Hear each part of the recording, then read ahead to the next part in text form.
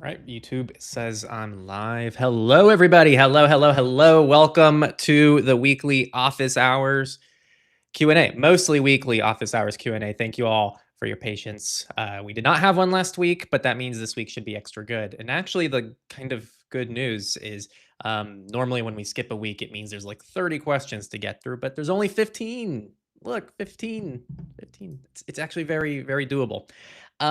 So if you're new to this is meant to be just chill hangout time. It's meant to be just kind of more unfiltered. If you just want to hear my more raw opinions on things, if you want to bring questions, if you want to bring wins, it's meant to just be kind of community time. Nothing too formal, and it's meant to be fun. So yeah, say hi if you can hear me and see me. Say hi in the live chat. I kind of switch back and forth between the questions that people left in the form in a description. And so if you want to leave any questions for next week's stream, go ahead and just go to the form down there. Anyone can submit a question. Our Techlorians who support us get prioritized. But other than that, just leave a question. Otherwise, just come to the live chat and you can engage here in a live chat too. And I do prioritize like super chats as well, but everyone I think mostly gets heard at some point.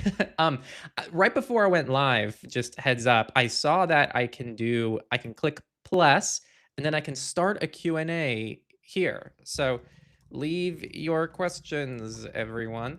I'm gonna try this. I don't know how. I've literally never used it. Oh, yeah, let's go. It looks like I noticed I could toggle between it. So you guys should let me know what it looks like on your end. Um, and I'll see. I'll like cycle between them.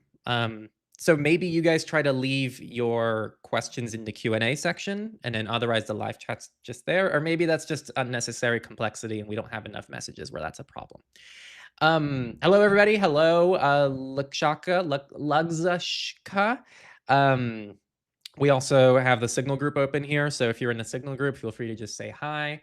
And then the main question this week is going to be, as the title suggests, Mullvad. It's an interesting question, so I wanted to kind of give my thoughts on it. But in the meantime here, let's see. We got Wyoming Coast, Adam Bean. Hello, hello. Lots of familiar names. It's nice to have you guys back. And yes, you still used your Adam Bean. Where you just said it? Crunchy Day, yes. Happy Crunchy Day. I hope, again, I didn't actually look up if that was not something crazy bad.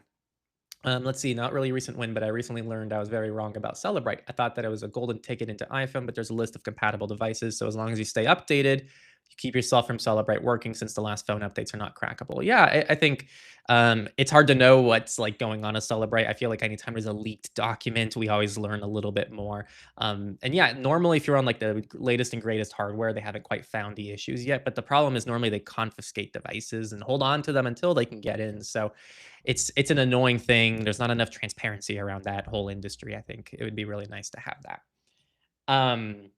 Yeah, let's go. Welcome in, Gerald, Rich Donald Pump. Oh, hello, hello. Hi, everybody. Hi, Titus in the Signal group.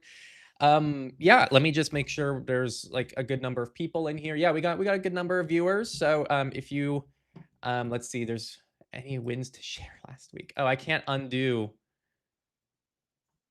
my last one. Confirm. Okay, I got rid of the old Q&A I set up.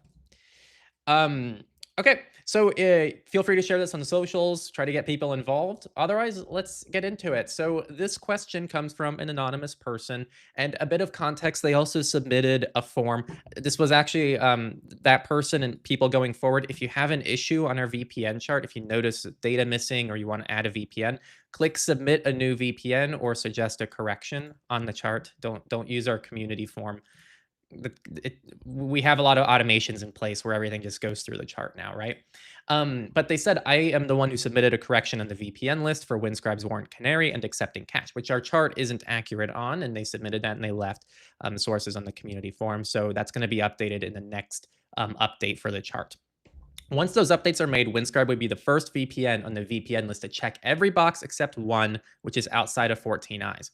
I personally use Windscribe, and I think it's really great. What I'm wondering is why you promote Mullvad so much and not others, such as Windscribe. I was really hoping you would go more into depth onto Windscribe when I saw your VPN tier list video, but you just kind of said, yeah, it's really good, and moved on. Outside of that video, I don't think I've ever heard you mention it. They do have some really interesting and unique features like Robert, which is basically a light version of DNS filtering. And it's also, yeah, and then the Control D.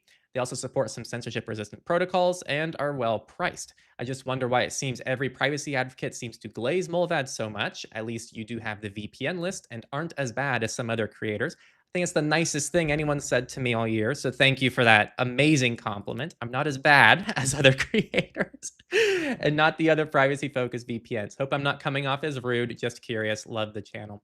Yeah, this is one of those few questions I just happen to read like with enough time in advance to start thinking about it.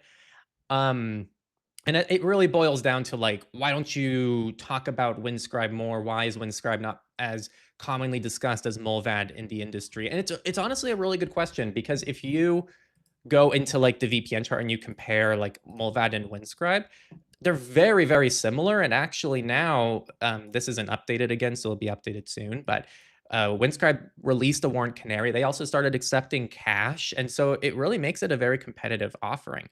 I think what I would say here is that I would push back on this idea that I promote Mullvad VPN. Oftentimes when I'm recommending VPN services, I say, go for the top four, which is like Mullvad, iVPN, Windscribe, and Proton. Those are typically the top four recommended services. And so I think just because Windscribe doesn't get maybe as much attention doesn't necessarily mean people don't like it, right? The other thing I was thinking about, and I actually made like a little chart here. I think this is really more of like a marketing issue, right? Because why would anyone ever use Mullvad? Like genuine question. Like, why does someone use Mullvad? And it's like it's because it's the privacy. Like that's really what they do. They're very focused on privacy. Why would someone use Windscribe? And I can list a few reasons why you can use Windscribe. And I think that's what you're kind of hinting at here. But I tried really hard to find an analogy, and the best one I could think of was Patagonia versus North Face. Like very different brands, both like you're comparing some of the top brands, right? Like North Face makes great stuff, Patagonia makes great stuff, but Patagonia is minimalist. It does one thing extremely well. It's deliberately narrow, it's very mission driven, and it's for purists who just want one thing out of it, right? No frills, limited. They actually reduce the number of features to the point where, and this is something that people don't realize, Mullvad got rid of open VPN support because it doesn't really fit into their idea of like what a VPN needs. And Windscribe still has open VPN support as well as I'm aware. So I think that and then on the North Face side of things, like they have broad, feature rich. They're trying to be competitive, a better bang for the buck. They want more flexibility, more features. They're doing more than just the purist. And so I think that's why when you go into privacy circles, even though Windscribe is still really good at this, just like North Face is going to do everything that Patagonia can do for the most part, it's just catering to a different audience. And there's places for all of that. Like there's a reason why both brands exist. They both coexist and they just target different users. So I think it's fine. They're both amazing services. You're literally getting hung up on like two of the best VPN providers out there for the most part. Like it's like these guys, iVPN, maybe Azure, and Proton. Like you're literally comparing some of the best VPNs on the market. So it's not something I would get too hung up on personally. If it works for you, it works for you. Not everybody has to use your exact service. Like I use services that I think are the best, and it's not what other people like and use. And sometimes I'm like, man, I wish they talked about that. And I want that validation sometimes when I'm listening to something. And it doesn't always happen. But when it does happen, it feels really good. So I hope I can at least validate that Windscribe is a great VPN. But I think so is Mullvad. They just kind of target very different people who are looking for different things, I think. So I hope that makes sense, and kind of at least my philosophy behind this. But again, the last thing I'll end this with, I don't want to make it seem like I'm like promoting one VPN. Like our VPN finder literally isn't a ranking. And if you go to our tools, our tools sorted by VPN providers, this is alphabetized. Like I just put here like what what matches kind of like what I think is the bare minimum criteria for people's privacy and security. And it's just that's that. Um, I actually don't know. This doesn't look alphabetized right now. So I don't know why that's happening. Let me see here. Because all these things should be alphabetized. It's alphabetized with a priority on a Techlore favorite. So if we have a favorite for something, then that is shown first, as you can see here. And then within the favorites, it's alphabetized. And then for the non-favorites, it's also, I guess, not alphabetized. Okay, there's a bug on our tools page. In theory, they should be alphabetized, and I shouldn't have demonstrated that because now I look silly. Hi, Ken from the Signal group. And then let's see, JMR. Why were you rude in X Twitter? Was I rude? What did I do? I'm like never on X or Twitter. I like literally just post updates there. Let's see. Steve, Bronze Techlorian. Huge shout out to Steve. And hello. We have, let's see here. Let me unpin myself from this. We have the blue something. I'm gonna go ahead and heart you. Thanks for the support. Feel free to leave a question or anything. Obviously, if you just want to support, that's great. But feel free to just leave a question if you want. But yeah, thank you for the support. It really means a lot. So Steve is a Bronze Techlorian who supports us. And Steve said from Techlore's Signal group chat, I watched your interview this past weekend with Alex Logan. It was a really interesting discussion. Can you briefly clarify the difference between KeePass and Strongbox and other popular password managers like 1Password or ProtonPass specifically in terms of syncing? From what I can gather from the conversation, the traditional password managers have a centralized database on their infrastructure for cloud-based syncing between them and the client devices. KeePass seems to have no backend, so everything is local to your device or devices, like your iPhone and Mac. I'm not sure how that works. I'm currently using ProtonPass, which I like quite a bit, but I'm looking at KeePass UI on their website, and it looks really great, and it might be worth a test drive. So yeah, good questions here. So I think what's worth understanding is that KeePass by default has no sync, kind of like what you say here. And typically it puts it on the user to have to figure out how to sync that, or the client on how to sync that. So some common workflows, a lot of people will just, host their KeePass database in Google Drive, or they'll host it on Proton Drive, or they'll host it on their NAS or Nextcloud, whatever. It doesn't matter, right? Like, because it's an encrypted database file, it doesn't really matter so much where you put it because nothing can really access that database file. And it's a good way of owning your data, because as long as you have that database file, you can import it into any KeePass client. So it's almost like Obsidian in that sense, where your Obsidian vault is just markdown files. But imagine it's like an encrypted Obsidian vault that no one can read. That's the best kind of analogy for anyone who uses Obsidian. What Strongbox does, so I guess before Strongbox, that's normally how you sync with KeePass. Strongbox also just can do that, right? I think that's kind of the misconception. Strongbox does that. Strongbox can just sync to Dropbox, it can sync to Google Drive, your NAS, etc. But it also has its own native sync that goes through Apple's iCloud system, which is actually, I think, one of the most underrated things about being in the Apple ecosystem. The Apple ecosystem has this entire iCloud integration where a lot of the best apps in the Apple ecosystem, like third-party apps that you download, don't even have to host servers, because they just hook into Apple iCloud and start just hosting your own data through that. Now, yes, Apple obviously is still hosting iCloud. It's not like it's your own independent cloud that you control and own. But I would argue, like, if you're a regular user out there and let's say you have 30 providers and you're on an Android device, all 30 of those providers, if these are cloud-based services, have to have their own servers. They have to have accounts. They have to collect your data. And now you're trusting 30 people to have good infrastructure to hold your data. But in the Apple ecosystem, kind of like Strongbox, it just integrates with your iCloud account. And so you just have to make sure Apple isn't doing anything crazy. And the KeePass database itself is still kind of being synced through iCloud. So it itself is encrypted, kind of like how it is before. So I hope that makes sense. You can still sync Strongbox kind of in a more traditional manner, like a regular KeePass client, or you can go through their more streamlined iCloud only kind of sync. So I think it's a really great provider. The reason to use Strongbox, I think, is kind of like the UI. So yeah. Let me go over to the live chat here. I feel like I'm falling behind a bit there. If you just joined, definitely say hi. I already kind of touched on the Mullvad thing. Like, I normally start the stream with the main question. And so if you, anyone in the chat, if you want to help me out too, if anyone down the road comes in, they're like, oh, what did you already cover Mullvad? Just tell them like, yeah, I was covered at the beginning. That would help a lot. Let's see here. You look like Alfred Newman. I don't know who that is, but welcome in, Lucy family. I tried to leave a question via the new feature. Not sure you'll see it. Oh yeah. Okay, let's see. Oh, whoa, it does work. Okay, I'll move back over there. So if you guys have a question, leave it in the other chat. it might be needlessly complicated, to be honest. I'm realizing, but let's just try it. Like let's commit to it and see if we like it. Great to see you. Greetings, everyone. Hello, Wendy's Note. Hello, hello.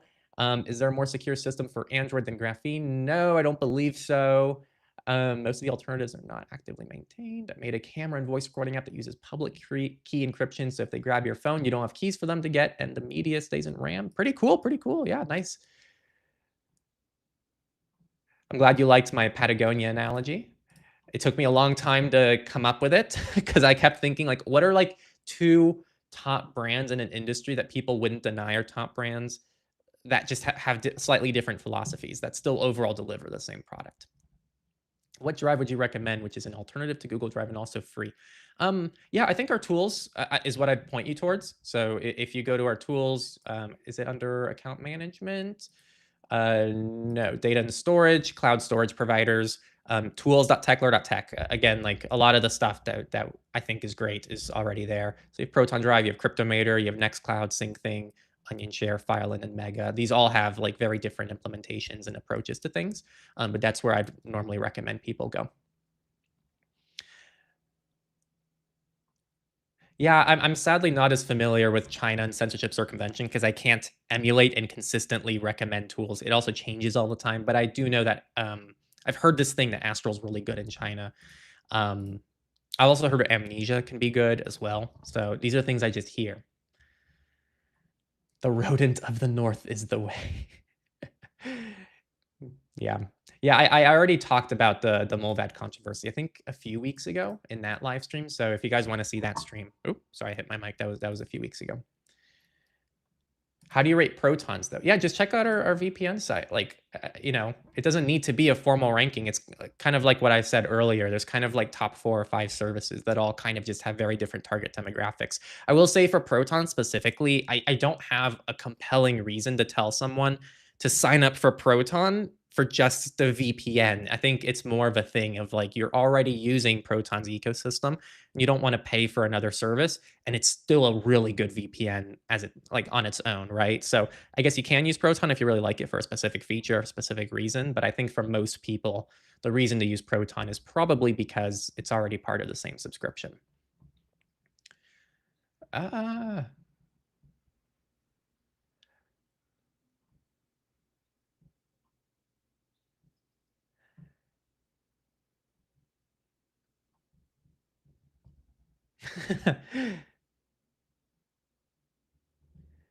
Okay, yeah, let's go to the Q&A here. Have you heard of NIM VPN? Yeah, a few weeks ago, a lot of people, because in light of the Mullvad situation with the founder, which again was discussed a few weeks ago, NIM was like a common alternative brought up. NIM is on our VPN chart. I just personally, for me, I don't think a decentralized VPN infrastructure is like a go-to alternative to a centralized VPN. I think they solve slightly different problems. I think NIM is great. They're doing really cool stuff. I was just at an event where there was a NIM member there, and like I'm familiar with some of them. Like they do really good work. Again, so I'm not really like trying to shit on NIM. It's just it's a slightly different tool, and so I think if you wanted something that was more trustless from Mullvad from the start, then yeah, NIM is nice, right? So yeah, try it out, see if it works for you. I think it's just a slightly different tool than a traditional VPN. Let me switch these real quick, actually. Is there a more secure system? Oh yeah, I already answered that. What's your take on pCloud if you use it with Cryptomator over Proton Drive? If you're using Cryptomator, I honestly don't think it really matters where you upload your data, to be honest. I think Cryptomator just that's its whole purpose to exist, is to make sure you can upload an encrypted vault securely over the cloud with good reliability, regardless of what the cloud provider is.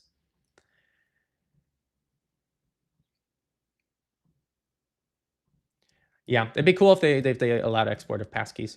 I agree. What do you think of Revolut Bank signaling out graphene as an unsupported OS? You really need the mobile app to access most of its features. Yeah, I mean, it sucks, but it kind of is. Yeah, it is what it is. It's hard to like pick apart one person. There's lots of other banks that don't work on graphene too. So it's a thing. They've made that decision, and yeah, I think it's less than ideal for people. I've kind of spoken about this in the past, but I think there really should be some kind of push for legislation for like equal access to services online from the perspective of um like it not mattering what services you use. Like you guys probably all experience this. You try to use an alias phone number, you try to use an alias email, and you realize even sometimes Proton might be not, accepted, or Tuda is not accepted by a website. I think that's wrong. That's like walking in to a grocery store and you don't have the credit card they want, and it's like no, no, no. We want you to have this credit card because that's how we signal trust, and that's how we want to make sure that like our customer base is what we want it to be. That wouldn't fly. But for some reason, we allow that in the digital space where a company can go, well, we only want people to sign up with a Google account or an Apple account. But what if someone doesn't want to have those accounts? What if someone's using a different email provider? I think there's actually a lot of downstream impacts if we were to have to like force companies to open up and say, hey, no, your service has to be accessible with these kind of scope of devices. You can't just require someone to have a mobile app because some people don't have phones. And so, it's good for accessibility. It's good for like people who are lower income who can't afford these devices. It's good for people who care about privacy and aren't using those mainstream tools. But right now, the current system penalizes anyone who's not just using the default crap that everyone's using from big tech providers. And if you're not using a typical big tech service, you're seen as like some fraudster online. So I think it's something that needs to be addressed and tackled very, very proactively. I don't know what that looks like yet, but it's something I've shared a bit. Yeah, Proton's nice. I have very few negative things I think to share about Proton in terms of like day-to-day use. I've been a user of them for years. So yeah. All right. Let's go back to the main questions here. Feel free to keep leaving your questions or just going into the live chat, guys. I want to make sure I'm kind of bouncing between the two here. Jake asked, do you recommend any stripped down, debloated Windows versions? I know of Atlas OS and Revi OS, but they don't appear in the SPA tools. I don't think I'm ready to switch to Linux just yet and was wondering if something like that could be a stepping stone or if I should just bite the bullet and try installing Linux with dual boot. Mind you, I'm a person who's never even seen BIOS, let alone installed an operating system on a computer or mobile device. Yeah, honestly, it's just really hard to recommend. So something that um, something that's hard when I'm putting tools, resources, videos, anything together, right, is thinking about kind of the worst case scenario of the extremes. It's really hard to cater to both extremes because on one hand, I know some of you out there want like the most hardcore tools. You want things to be completely transparent, completely open source, zero compromises on privacy and security. On the other hand, you have just regular users who have never even used end-to-end encryption. And if they register for an end-to-end encrypted service, they don't even know about the concept of like, if I lose access to my account, they can't even recover my account for me. And what I want to avoid is a situation where I recommend a tool that like is a disservice to either one of those camps as well, right? And it's hard to strike that balance. And I'm never going to be perfect because that's an impossible like balance to perfectly strike. But the issue with these tools is I haven't seen a verifiable way to actually confirm their efficacy over time. Because I've seen these tools come up over the years, they change all the time. There's privacy.sexy. There's sure I've never even heard of these before. Atlas OS, Revi OS. These are new to me. I don't know how long they've been around. I don't know what happens. I know that these tools can break Windows operating systems at times. I know that sometimes they choose to remove certain things and not others. And so, like, from my perspective, how do I clearly communicate that to somebody? How do I say, hey, yeah, this tool is going to remove this part of Windows issues and this one isn't? And it's just a very hard discussion to have, right? So that's why they're not really in the tools right now. It's just very hard to do well. And if I recommend one, then it's like, well, why don't you recommend this one and this one and this one and this one? And so it's one of those like weird scope things that I had to decide early on. So I think the better option is to just recommend alternatives to Windows right now. And I think down the road, if I'm able to make a clearer recommendation, I'd love to make it. It's just really hard to do so. Right now, I think the one that's been the most consistent that I actually have a lot of faith in, and it's somebody that I enjoy. I think Chris's tool, Chris Titus Tech's tool, seems to be really solid. He seems to be making consistent updates to it. And I think his approach to fixing different things in Windows is very fascinating too. But it's also I think it's a paid tool if I'm not mistaken. Or, but someone I know some of you watch Chris Titus Tech who are live right now. So tell me if it's a paid tool or not. But that's kind of why. I hope that helps. I think that maybe Trying to dual boot is fine. Just make sure you do a backup beforehand. It's not as risky as it seems. And nowadays, it's never been easier, I would argue, to start running Linux on your machines. But I wish you luck, and I hope that adds some perspective. Okay, next question. Anonymous. I've been thinking about subscribing to easy opt-outs, but I have some concerns. I'm very conscious with what information I give online about myself, as you should be, and so far have not found any of the free people search websites with my info on them. However, I know there are several that don't allow for free searches. My concern is that easy opt-outs is going to search all these data brokers for my information, then if they do find it, opt me out. My question is, what is stopping the data brokers from using the info that was given in the search to just add to their database? Since I'm already not on any of the sites I've searched, could this do me more harm than good? I mean, I guess I've already manually searched, so if they were going to, they have my search data already, but I don't want them handing it out even more, heading out to even more data brokers. Also, unrelated, but last office hours, every time I try typing in YouTube chat, it seems nobody could see it, and I don't know why. Yeah, I'm sorry. YouTube is bizarre. I sometimes when you set it to top chat, it filters things, but I like to set it to live chat, so that shouldn't be an issue. So I don't know why that's happening. Love the channel and really glad these office hours exist. Yeah, so I think the way I like to think about this, there's like things that we can practically and realistically control, and there's things that are more speculative that I would say you should only be thinking about and considering if you haven't already taken care of the main issue. And for a lot of people, that's what this is, right? It's not even in, I guess the one thing to clear up right now is easy opt outs doesn't like submit new data if they don't find your information first. That's something you should look for in any removal service. Try to avoid removal services that just spray and pray with your information. Just send it to everybody and hope that they remove it. So look for a service that actively and transparently tells you, hey, we find the information first and then we opt it out. But if your information isn't coming up on these sites, just set up something proactive and call it a day. Like these are inherently untransparent industries that we can't control. They're going to do crazy things. Maybe they're going to take your search and put it in. It is what it is. Like, there's nothing you can do to get around it. You need to know if you're on the site, so you have to do a search. Whatever they do with the search is kind of out of your control. And if you don't search, you're not going to know if you're there. And so, this is one of those situations where, at least for me, I'm not going to waste time and energy on it. I think like we can spend all day on discussion forums and like speculation and whatnot. It doesn't matter. Like it is what it is. These industries are shitty. They're going to do everything they possibly can to take your data, and they're going to work in ways that aren't transparent that we can't verify. And I don't think that, at least right now, the speculation helps. I think it's just good to assume this data could end up on these sites. We don't quite know exactly how they're doing it. Well, we have some idea. Like we know that they scrape information from the advertising industry, from social media accounts, also a mix of like public accounts. We kind of know where the data can come from. But again, we don't know really how they're handling themselves behind the scenes, and they don't want people to know. So do what you can control, keep tabs on it. It sounds like you're doing great if your information isn't on there. So don't keep looking for problems. Like just make sure nothing else comes up. Use a service you think that's helpful for you to make sure to make like that's easy to maintain over time. And otherwise, just enjoy it. Like enjoy that you have like one of the few people who doesn't have to deal with this problem. Okay, password guy. I'll do one more and then I'll move back over to the live chat, guys.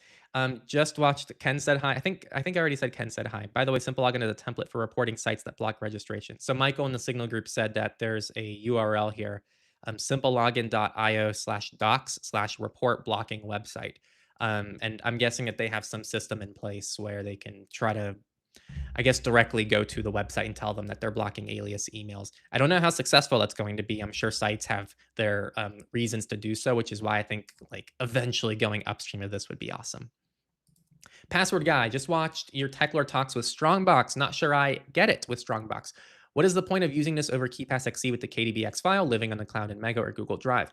With that, you can still just have the KDBX file syncing across all devices. Yeah, I kind of already actually kind of answered this earlier with the other Strongbox question. Strongbox does that. Like you have the option of using Strongbox just like KeePassXC, and in that situation, it's just a preference of which client you want to use. So if you have a Mac OS device, you get to choose. Do I want to use KeePassXC or do I want to use Strongbox? You can use both, and they can both access the KDBX file literally at the same time. This is how I've tested them in the past. Like I had one KDBX file and I opened the file at the same time. Don't edit one and then the other. Don't start doing that. I don't actually recommend that as like a long-term use thing just to test them. And so that's kind of how they work. Strongbox just does something a little differently where it can also just more cleanly integrate if you're in the Apple ecosystem. So it does all that syncing through iCloud. But even in the iCloud sync, it's still a KDBX file. So it's just a slightly different mechanism. They're able to directly hook into Apple's syncing functionality, which is different than just putting the KDBX file in your iCloud drive. So it's a very small nuance, but it just results in a little bit more reliable syncing between Apple devices if you're an Apple user. And personally, for me, I find the Strongbox UI to be 10 times better than KeePassXC in the Apple ecosystem. So that's like a personal thing. Other people might like KeePassXC better, but the cool thing is Strongbox is both mobile and desktop in the Apple ecosystem. So I hope that clears it up. It's not one or the other. Someone could use Strongbox on mobile and KeePassXC on desktop, and they would both be able to sync together if you really wanted to set it up that way. So I hope that helps. Armadillo. Hey, Henry, how come some comments are disabled on Odyssey? I would love to leave comments. Oh, I forgot to go to the live chat. Sorry. So one more. I would love to leave comments on your videos, but no Google account. Anywhere else I can do this, if not Odyssey. I think this is like such a common question we get. Guys, I've said this before and I'll say it again. Odyssey isn't something we really support anymore. In fact, there isn't a single link on any of our sites to our Odyssey account. The only reason it's still up is because there's no reason to not leave it up because it just automatically syncs. And I never check or log in to Odyssey. So it's mostly archived. I turned off comments. It's not something we want to check or maintain. It's just kind of auto syncing in the background by itself. Now, you might be wondering, is there anywhere else I can do this? We literally host our entire PeerTube, which is objectively better than Odyssey for watching our content from almost every perspective. There's no third party. Odyssey still does a little bit of data collection. We don't. If you trust us, then that's all you need to trust. You just need to trust the creator, which is us. It's also completely open source. It integrates with pretty much any third-party client that Odyssey would integrate with. You can easily download the videos. There's no ads. And you can leave comments without needing an account on our PeerTube server. All you need is a Mastodon account. You can have a PeerTube account on another PeerTube server. It's federated. So this is literally as open as it can possibly be. And you can see that people leave comments here. So that's what I would say. Like, we're putting all our investment because self-hosting PeerTube is a fucking pain in the ass. It is like the bane of my existence is this PeerTube server. And so that is why I want people to use it. It's like, I think objectively better than Odyssey from all these perspectives. And I don't expect people to have to self-host PeerTube. And I think for other people, if they don't want to go the PeerTube route, Odyssey makes sense. But I don't want us to have to manage like 3 different channels on 3 different platforms. It's a pain in the butt. We're a 2-person team. I don't have the time for it. And so I hope that kind of clears that up. Use our PeerTube server. It's free. It's open source. It's ours. It's self-hosted. And you can leave comments. Like, we don't even allow you to register for our PeerTube account, and you can still leave comments just to speak to like how cool of a system it is. So yeah, that's my thought, and I hope that clears that up. But I know I'll get that question again in the future anyway, so I'll be ready to say it again later. Let's see. Oh wow, you guys are active today. Yeah, definitely keep leaving them. I love this. Let's see. Hey, if the servers don't work for you, then try other VPN providers. That's like something that a chart can never help you with, you know? Like, let's see if I can go back to our chart. Like, the chart is just data points. But if you use a service and you're like, man, they don't have a nearby server, and the closest server to me is always loaded, and I can never get good speeds with it, then it's not the right VPN for you. So that's fine. Like, that's why there's options, right? Let's see. Oh my God.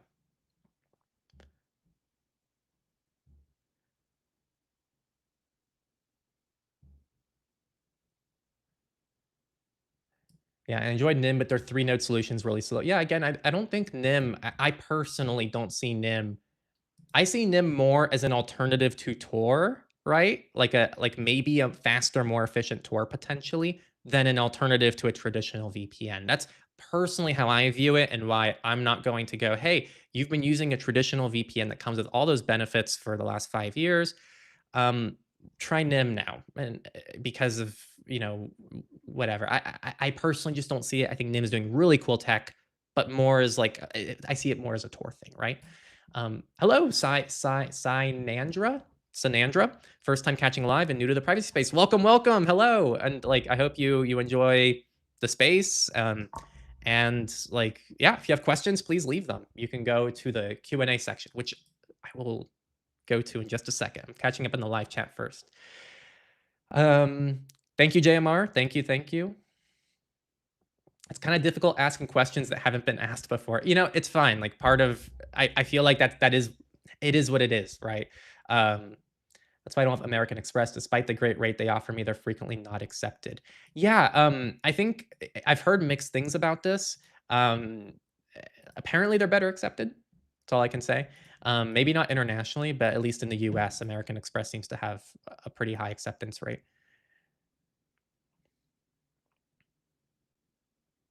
Yeah, exactly. Yeah, good point. Like if you have a question that's been answered before, that's fine. Like there's always new people. There's people who are watching this after the fact. Like definitely feel free to ask them. Obviously, if something's being asked more than one time in the same stream, we don't need to do that. But I think like across streams, it's overall fine. Yeah. So if you want encryption for the cloud, a Cryptomator kind of is your main option, unfortunately. I'd love to know why it's worse than you thought, but I don't really have a better suggestion for you other than using a dedicated encrypted cloud provider.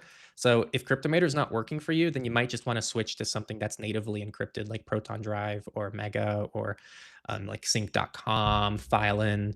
One of those providers might be better for you then. Should I cancel my Nord and Proton accounts and get Mullvad? It's kind of your call. Like again, they're all going to prioritize very different things. So yeah, it's hard to answer without knowing more about you. But I think our VPN chart can help you like see the differences. You can compare different providers. That's what I'd recommend. Fedora is your debloated Windows. Yeah, yeah. It's a nice OS, I gotta say.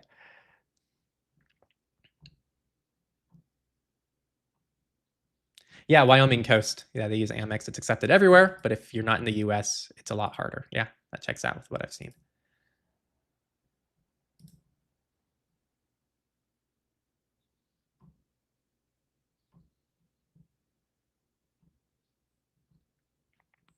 Let's see.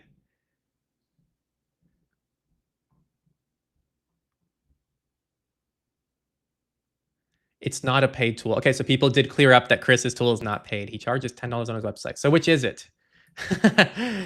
I'm hearing mixed things here.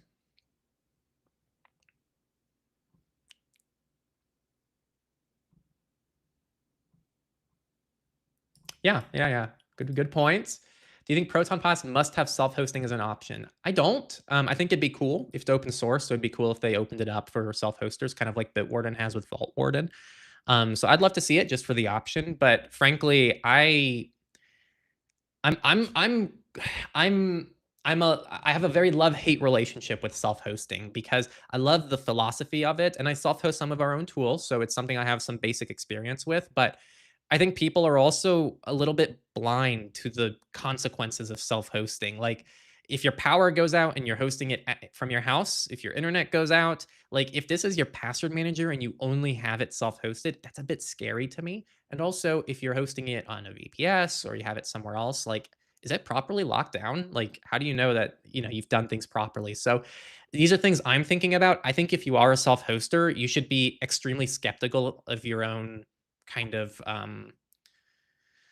your own capabilities of doing it safely. And I think that's a healthy skepticism to have because if you're in control of your own data, you're in control of your own data. There's no one else that's responsible for it. And so if you don't have that skepticism, I would argue that's actually not a good thing. And the skepticism is healthy. And that's the skepticism I have when I'm hosting services and something like a password manager, I personally wouldn't self-host myself unless it was like maybe locally on my network. If it was contained within my network, I think that's like an acceptable kind of risk that I would take, but I wouldn't host something that is like accessible to the public in any possible way. The only maybe because I do have I have some servers I've set up that are only possible to access through a Tailscale connection, and something like that's a nice hybrid solution. So I could see myself maybe self-hosting with like a Tailscale only connection, but yeah, I think the reason why Proton Pass might not have a self-host option, to be honest, is going to be because of its aliasing integration. So It's going to be really hard, and maybe they could like combine simple login and Proton Pass as its own self-hosting aliasing all-in-one. Could be an interesting idea, but that sounds very complicated and annoying to do. So, any specific routers you'd recommend? Not necessarily. I'm not like a huge VPN on the router kind of person. So otherwise, there's like OpenWRT and things like that that I know are compatible with VPN providers. So that's what I would say to look for. I don't have specific recommendations though. Tried to see. Let's see. Tried to see if you've got any knowledge on Orbot on Android.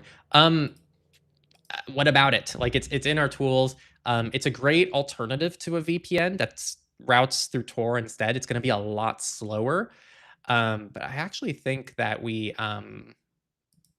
do have that on our tools. Orbot, yeah, right here. It's also iOS, by the way. A lot of people don't know that Orbot released an iOS app, so you can use like a free trusted VPN that just routes you through Tor on iOS or Android.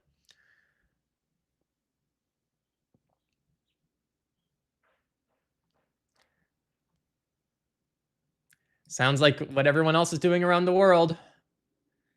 That's regular, yeah. Depends how they're doing it. I haven't seen what Mexico plans to do, so I won't comment on it. So this is something like I am pro regulation in the sense of when it helps guarantee your individual rights and autonomy, right? So, and this is kind of the nuance here. So, if the Mexican government is going, we're going to regulate these big tech companies so that they are forced to disclose the data they're collecting, they're forced to allow you to opt out of certain things, they're forcing them to give an option to opt out of an infinity scrolling feed, whatever, right? Like that's giving you more power and control. And I'm all for that kind of thing. But if the Mexican government is saying, no, we're going to start requiring individuals to have to upload their ID to all these platforms. And if you're under 15, you're going to get this experience. If you're over 15, you're not. I would say that's invading on your personal freedoms. And I don't like that. So regulation, I think, can be pro user or anti user.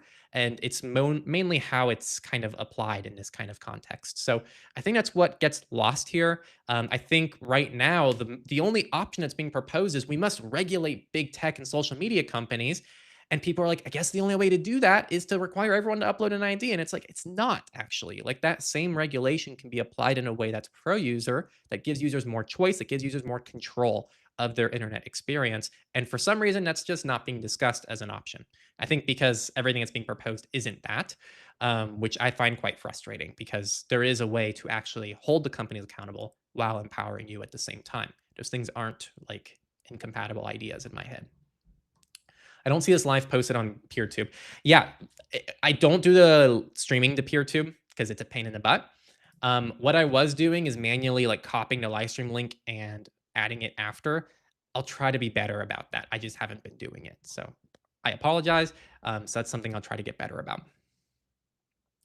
I have a whole video comparing Proton and Tuda. So I would check that out. Just type in Proton versus Tuda Techlore on YouTube. And I have a very, I think, in-depth kind of comparison between the two of them, the different philosophies they have and the kind of different users they speak to.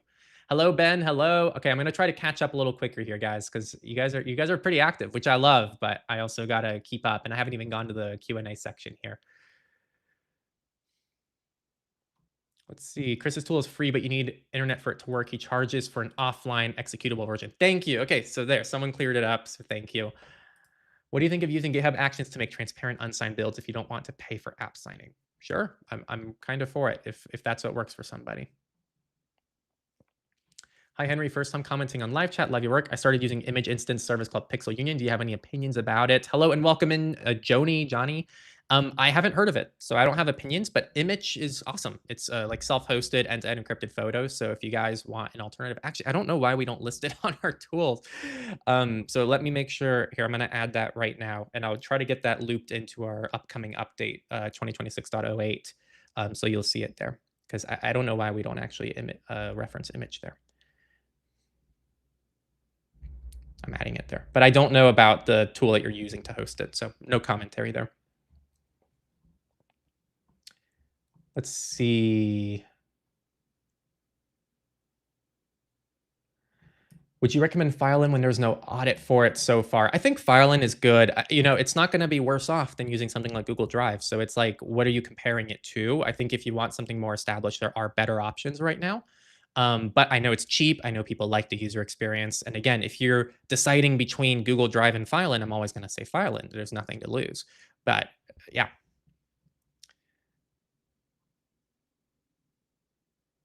Do you only reply comments to members? No. No, members are prioritized, but like I'm responding to everyone here. Let's see.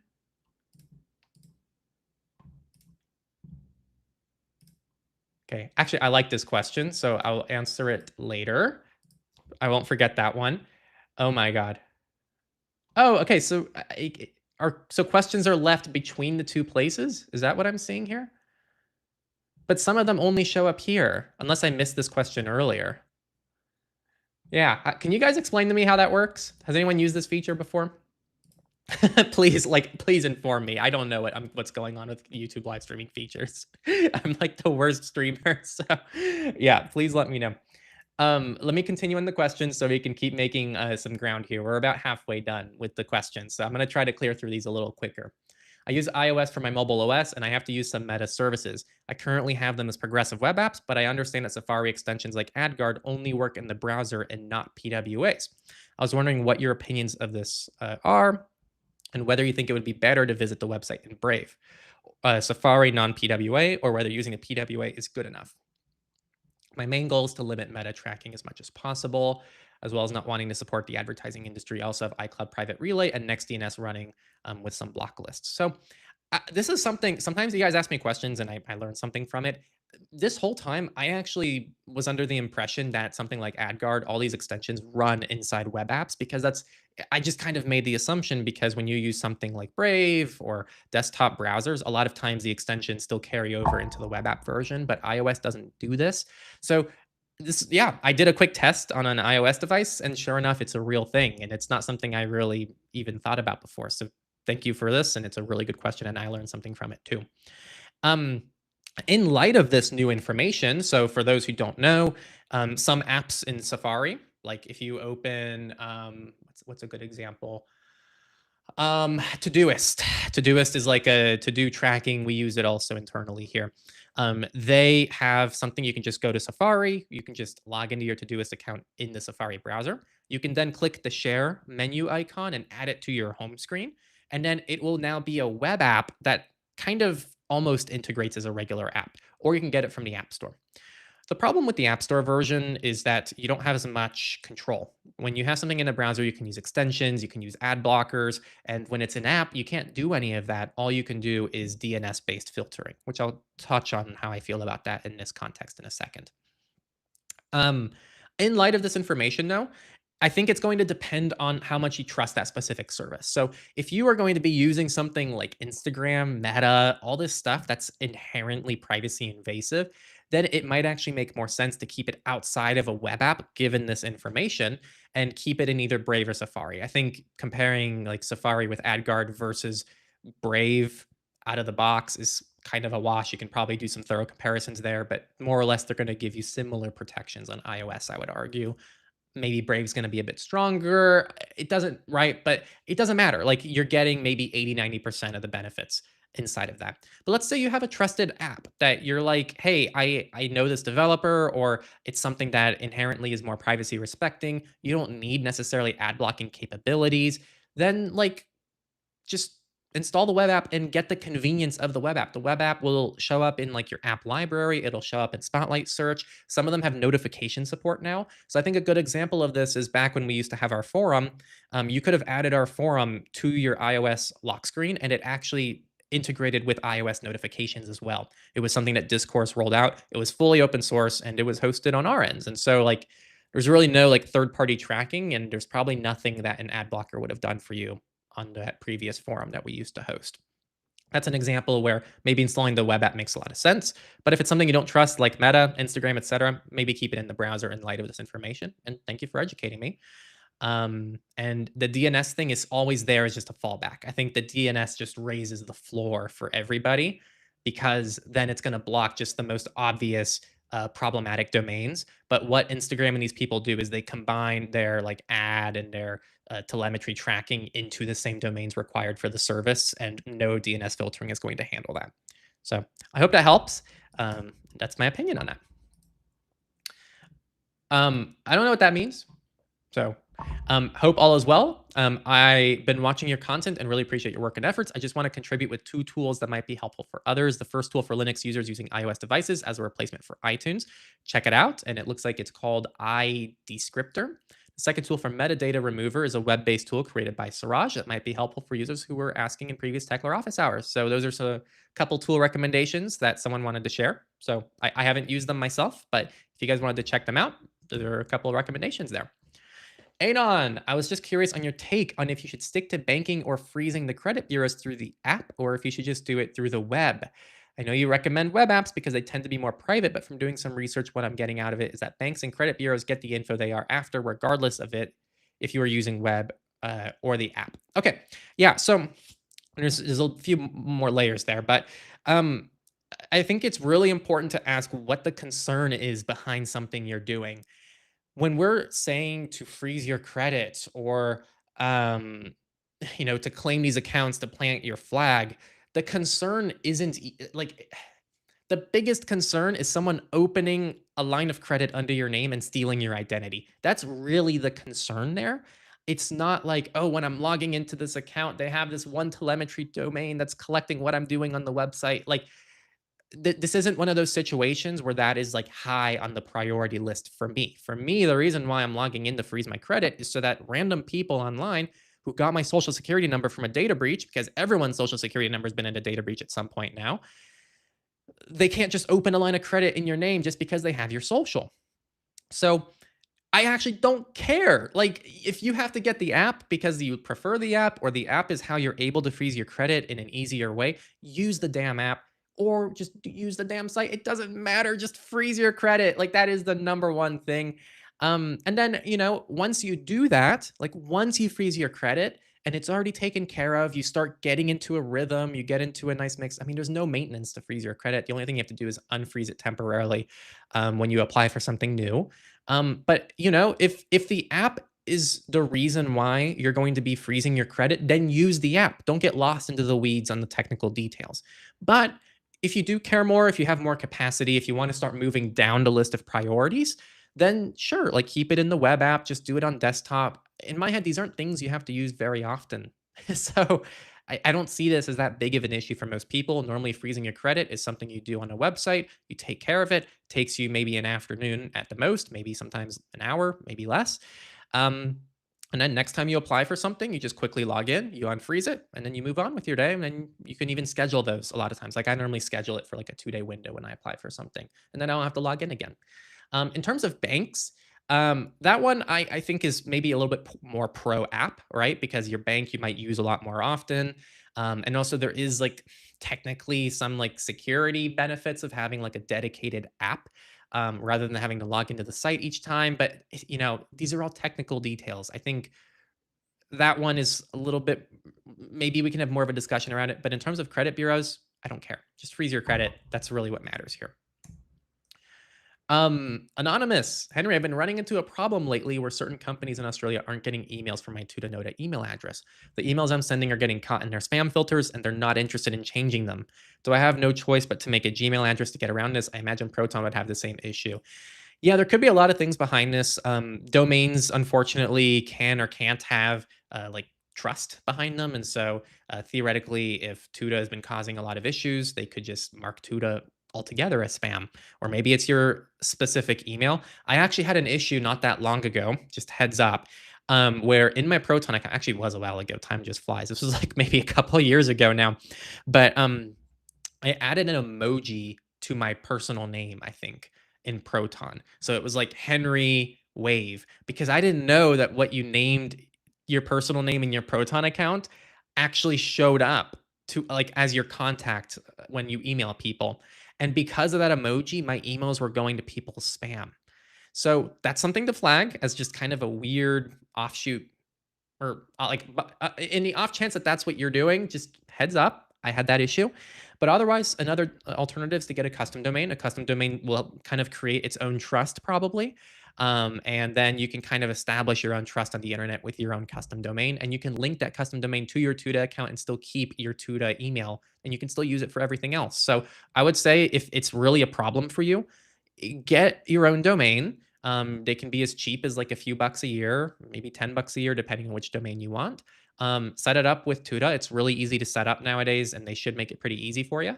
And then you have kind of an alternative option to register for things that don't take your Tuda account. Otherwise, yeah, you can try to spin up just a spam Gmail address if that's something you'd rather do. But I think if you want to stay in Tuda, keep it in the same email inbox. I think it's actually a little more convenient to just use a custom domain. Anonymous, love the work you do. Is wondering what the difference is with simple login aliases and the aliases available through Proton Mail subscription. It's very confusing still, I would say.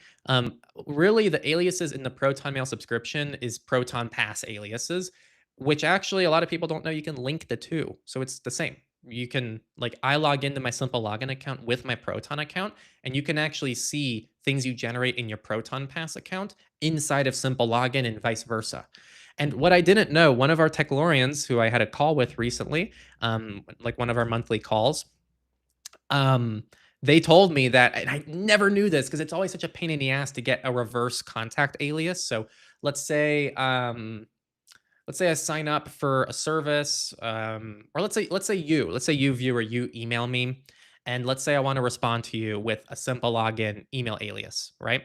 I need to get your reverse alias, and so normally you have to log into simple login. You have to like filter to find the address. You copy it, and you it's a kind of a pain in the butt. But if you go into Proton Pass and you use Proton Pass, you open the alias in Proton Pass and you do contact management, and it has the emails there and you just click copy. It's all in Proton Pass. It blew my mind when this Techlorian showed me this because I've been so annoyed by it for years now. And so if you have this problem like I do where you want to get a reverse contact alias so you can email someone back from your alias and you use Proton Pass and or simple login, Proton Pass directly lets you do it, and it's far more convenient than going to simple login route. Just heads up. All right. I'm going to do go back to the live chat real quick here, and then I'll do the final round of questions on this end. And then we'll just kind of keep it open for the rest of the live chat. Swap tab positions. Let's see here.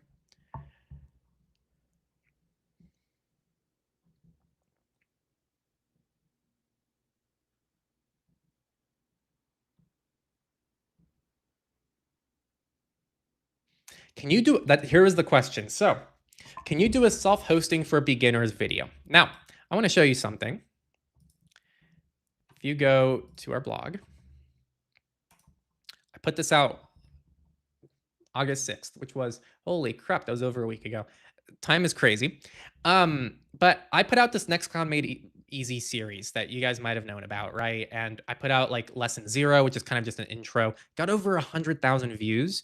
And like all the recent comments from the last few years is like, you fucking piece of shit. How dare you never complete this series? Why don't you take this down? But the reality is, like, we still had the intention of finishing it at some point.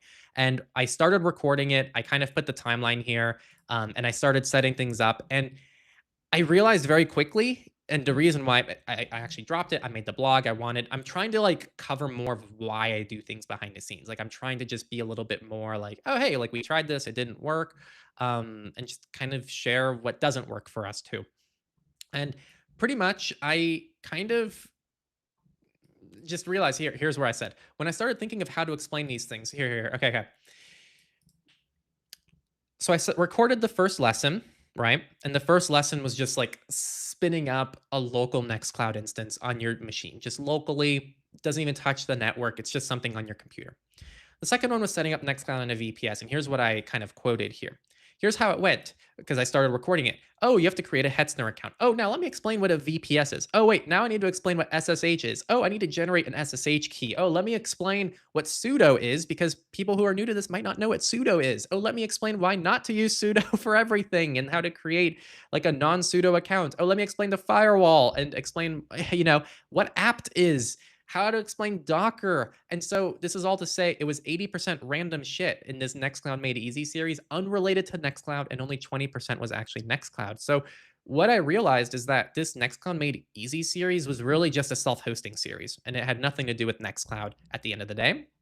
And so, yeah, pretty much what I said is I made the choice to cut it. It was either going to be a not so easy self-hosting course, no longer designed for true beginners, or it was going to be an overly simplistic course that wouldn't have actually taught how to self-host Nextcloud from the ground up.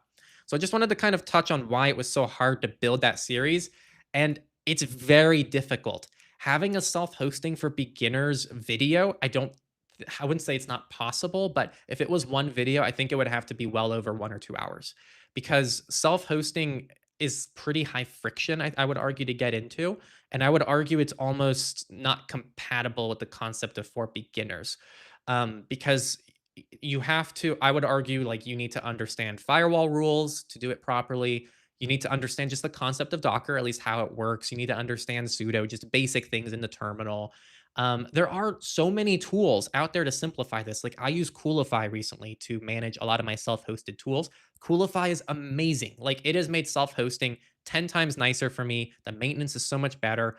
But if I just tell someone to use Coolify, that's not actually a like, oh, they're not learning how to self-host. They're learning how to use Coolify. If I tell someone to just use um, I don't know, literally any other tool like Coolify, they're going to just learn how to use the tool. They're not actually learning to self-host. So that was kind of what I learned. It's one of the first things that we tried to build that I realized, oh my God, it's actually a lot harder than it seems to teach a beginner how to do this thing. Cause it's really kind of what we do, right? Like, I teach people how to use these tools that otherwise are only accessible to advanced people for beginners. I found it extraordinarily challenging for self-hosting. So if one of you is able to crack that, let me know. I'd love to share other resources, but I haven't actually found like a go-to, like, completely easy to access, truly for beginners self-hosting course. And when I tried to do it, I realized it was a lot more than I signed up for. So I hope that expands on kind of my feelings towards it. Definitely why I'm not going to be considering it right now. But maybe down the road, it's still something I'd like to do. But it's a very unique challenge because it just requires so much foundational knowledge before you even start hosting something. Let's see. Yeah, I think Portmaster's awesome. Yeah, huge fan. I've interviewed the guys who are behind Portmaster on the channel. So if you guys want to learn more about it, like those are some older Techlore Talks interviews, but they are there on the channel. Yeah, fully agreed. And like, self-hosting as a hobby for learning, incredible. You're going to learn so much by just trying. So I think that, like, if you just want to try, especially now with LLMs, like LLMs can at least walk you through something to just get it running. And getting it running in itself, even if an LLM is helping you, will still kind of get your hands dirty and you'll start seeing how things work and how they kind of fit together. And then you can slowly start dropping the extra help and you try spinning things up yourself. I really do think that no matter how you do it, just playing around with it, you're going to learn something.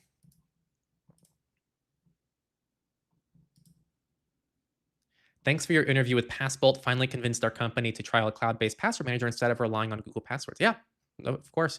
Yeah, really good guys. I thought it was a really interesting interview for especially people who aren't familiar with Passbolt. I wasn't familiar with Passbolt before they reached out, so it was cool to learn more about them.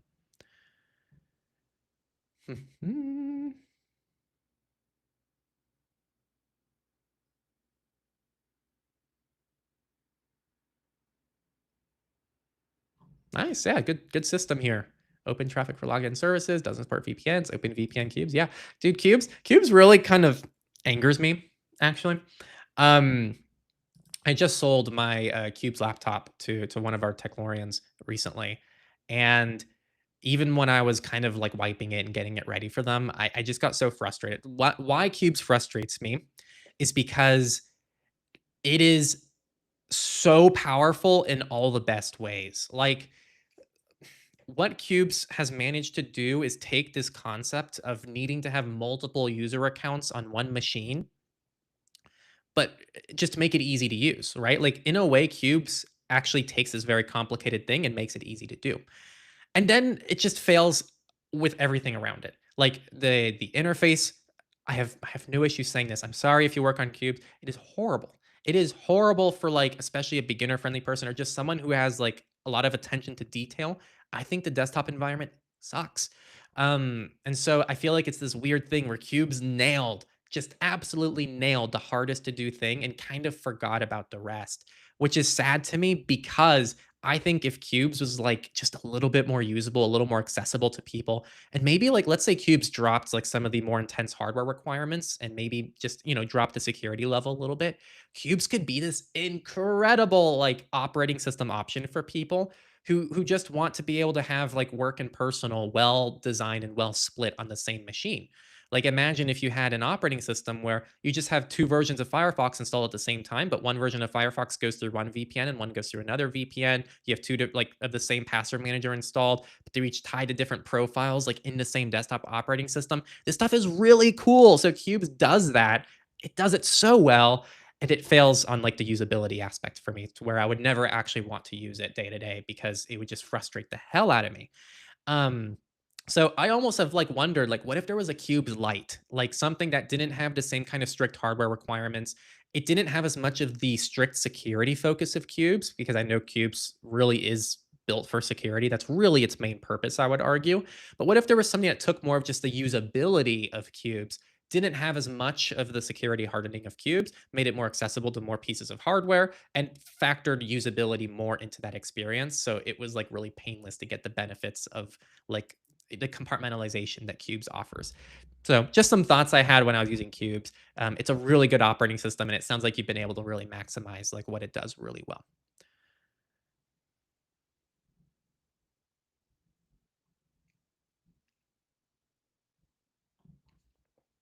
Let's see.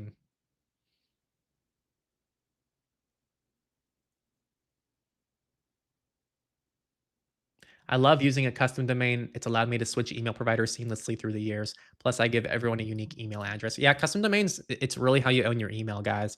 You can pick up and move to a different email provider, and everyone still contacts the same domain. So it really is the best way to do it.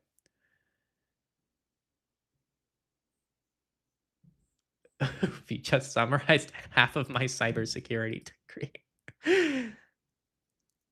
A great way to get into self-hosting is Diet Pi OS, which works on lots of Raspberry Pis. It's so easy to start because you install things by numbers. That's cool. Yeah, I've never heard of it before. So it could be a really good recommendation. But I've never heard of it. So yeah, self-hosting Fudo Guide to a Self-Managed Life. Yeah, so that was actually in my blog. So in my blog, it's like, so where do you recommend I learn this stuff? Well, it's not quite how I'd structure things, because I think like just a long written thing that has just tons of info isn't the kind of person I'm targeting, but that is what they did. So Fudo has this guide, and that is exactly who I referenced as kind of the self-managed guide, and it is extremely thorough.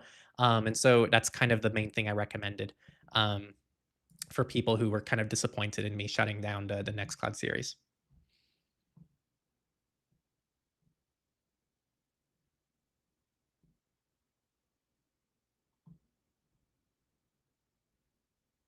Oh, nice. Yeah, good setup, guys. Cubes is incredible and I love it, but damn, I wish I could play games. Yeah. Yeah, yeah, Nvidia too. Yeah, I know. It's tough. I think it's really hard. I think Cubes is really good. It's going to be really hard to get. Like you really have to probably shift some things in your life or your workflows or your expectations to get it to be your daily driver. Which is why I like my idea of like a kind of like Cubes Lite option, where you can get those usability benefits of Cubes, but it's a little more friendly to whatever you really want to do on your computer. Okay. Signal. Michael asked, I'd like to know if Proton Mail simple login implementation fixes the problem of accidentally leaking your real email address. If you answer your own email, in the quote, you can see your email address. Another issue is when you set one alias to be sent. Yeah, yeah, yeah. That would be interesting. I haven't had this issue, but it's something you definitely have to watch out for. I've noticed that has been a problem in the past for some people. Let's see. Questions. Okay, I think I might have responded to these. I'm really confused. No one's explained to me yet, or maybe I missed it, if these questions are also in the live chat. And it's all messages are visible implies that the questions are also in the live chat, and maybe I just missed them. Would you personally consider DOH DNS slightly better than DOT DNS in terms of privacy? I personally prefer DOH for myself. I think both are fine. They just have different pros and cons. I recently interviewed John Todd again from Quad 9, and we did a whole deep dive on this. So I would say just keep an eye out for the Techlore talks that I do with John Todd. It was a really fun one. He's a really good guy, and it was definitely good. So just I would keep an eye out for that, because he does a much better job of breaking that stuff down than I will. Strongbox is Apple ecosystem. Yeah. So iOS, iPad, Mac. Yeah. Okay. And I responded to the SPN one already. I don't think I like this questions thing. I think down the road, we're just going to stick with the live chat. Actually, I think I'm going to delete this as a matter of fact. If that's okay. and Q&A. It's just too annoying to have to go back and forth. And I think it's designed for channels that get a lot more live viewers than we do. And they need like a dedicated place to track the questions. So I think that's the designed use case there. All right, let's finish up these formal questions, guys.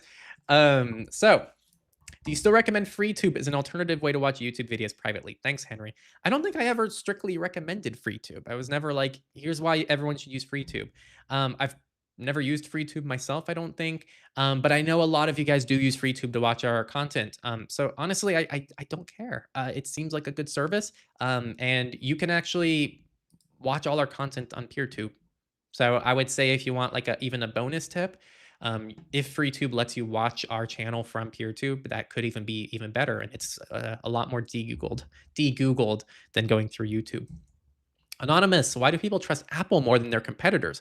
Is it reputation alone, or are there specific things we can point to actually know that their privacy claims are true? What incentives do they have as a big US tech company to respect their customers' privacy when no one else is doing it? Is it purely because their hardware costs so much that they don't need to sell out? Yeah, I think there's a lot of interesting things here. And I think Apple is a very, very weird company to discuss in like the privacy space. I do think, yes, incentives are different. Like most US big tech companies right now, most of their money or all of their money is made from advertising, which is inherently kind of problematic when it comes to also offering privacy, at least right now in the way advertising is done on the internet. And Apple mostly gets around that problem. My concern there is that Apple has been slowly rolling out more and more ads over time, which I think can start to call into question where their incentives can lie, because they started rolling out ads in Apple Maps, they got App Store ads, Apple News. Like they've slowly started rolling more and more things out that could muddy the waters, but we haven't really seen that happen yet, right? Um, so that is one factor. In terms of like verifying them, there are things that we can verify about Apple. People reverse engineer Apple products all the time. You can do network inspection on some of the things happening on Apple devices. Some of the best privacy and security researchers out there strictly look at Apple devices and they like Apple's ecosystem for certain things. So there are definitely things to verify, and Apple actually does publish a lot of white papers and documentation on how they implement a lot of their security and privacy features.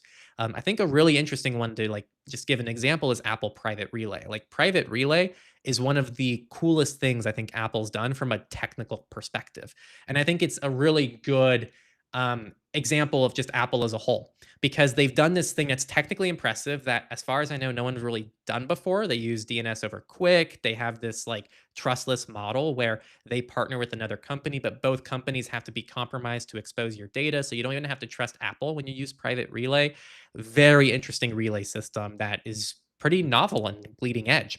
When I brought on Obscura for our interview, Obscura Carl from Obscura pretty much said, like, yeah, I was looking at how Apple did Private Relay and it completely blew my mind. And I was like, holy shit, like we can do this too. And so they essentially copied the Private Relay model, but with Mullvad and themselves instead of Apple and their third-party CDNs. And it's also more open. It's not only in Safari, blah, blah, blah. So that's kind of what I think Apple does really well. They actually have really cool new things that no one ever was really done before. They kind of started this whole lockdown thing. Like lockdown is a very new feature. No one's really done something like that before. Now we have the same thing on Android. We have the same thing in WhatsApp. We have the same thing in ChatGPT. People are rolling out these like hardening modes, which Apple started.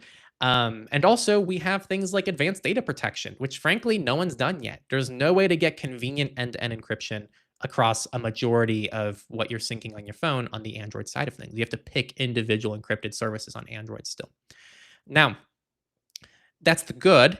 The bad is when you actually look at how these things work is where you kind of see the trap of Apple too.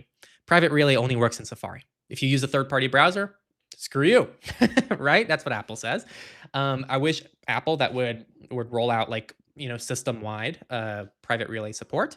I wish Apple actually treated VPNs as proper VPNs, because they don't. They randomly exclude their own domains from a VPN provider. It's inaccurate and bad advice for me to tell you that a VPN on iOS is always actually working as it should, because right now we can't guarantee that. Apple does weird stuff with the VPNs. Same thing with ADP. Like advanced data protection works if you're all in on Apple's ecosystem. If you want to use something else, It's not great. And if you want to use individual encrypted services in the Apple ecosystem, they're not going to work as well as using iCloud with advanced data protection. So that's kind of the walled garden approach. That is the inherent drawback to it.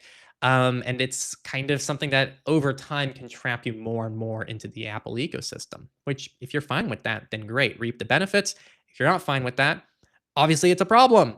Um, so that's my overall view of things. I think Apple's a very complicated company to talk about. I think if you understand what they do well and what they don't do well, you can kind of work around the system in small ways.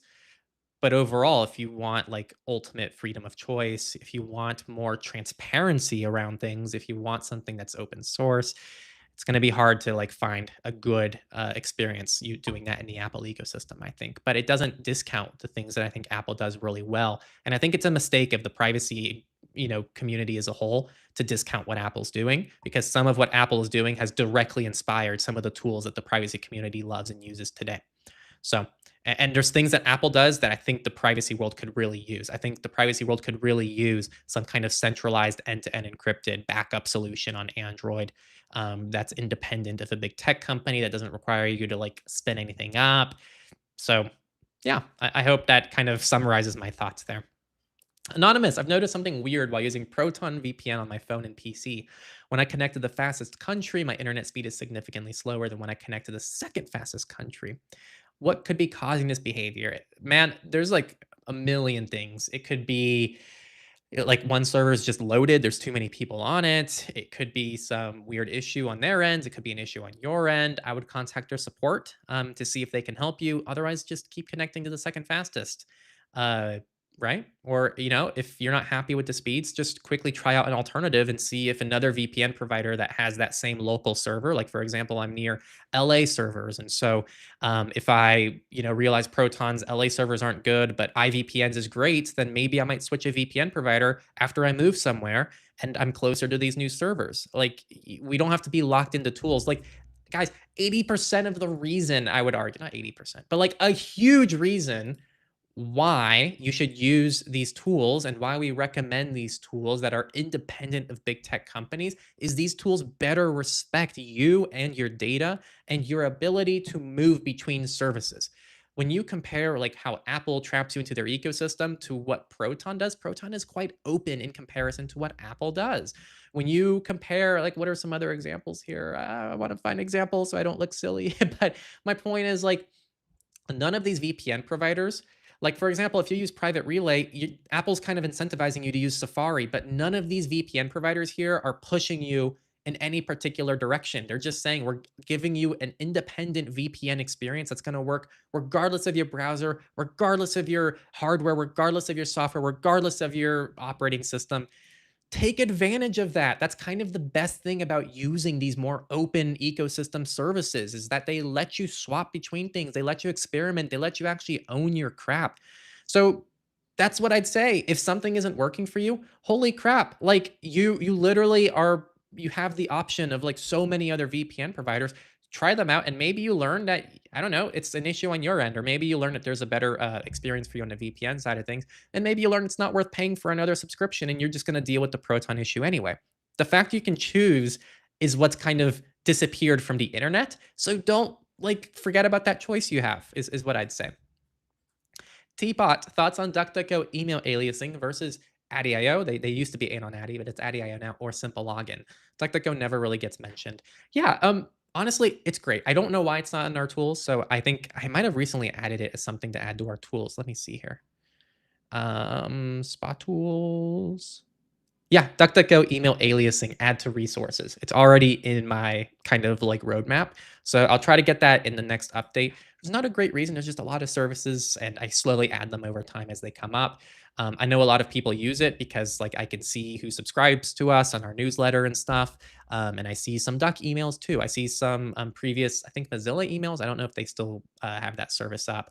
I think iVPN has an email aliasing solution as well now. So yeah, just they're all doing a similar job. Don't get too lost on the details. Just use the tool that's going to get you the email aliasing because that's the number one thing. But yeah, that is it for the main questions. I'll be around another like I don't know, 15 minutes or so, I guess. So I'll be in the live chat. I'll be in the Signal group. Let's have some fun, guys. Ask questions. Leave me some wins. Let me know how you're doing. Would love to chat just a little bit longer here. Whatever you guys want to talk about. If you have questions for me, if you have questions about Techlore, your own life, people in your life, philosophy. I can't really guarantee good philosophy, but whatever you guys want to talk about, I'm here now.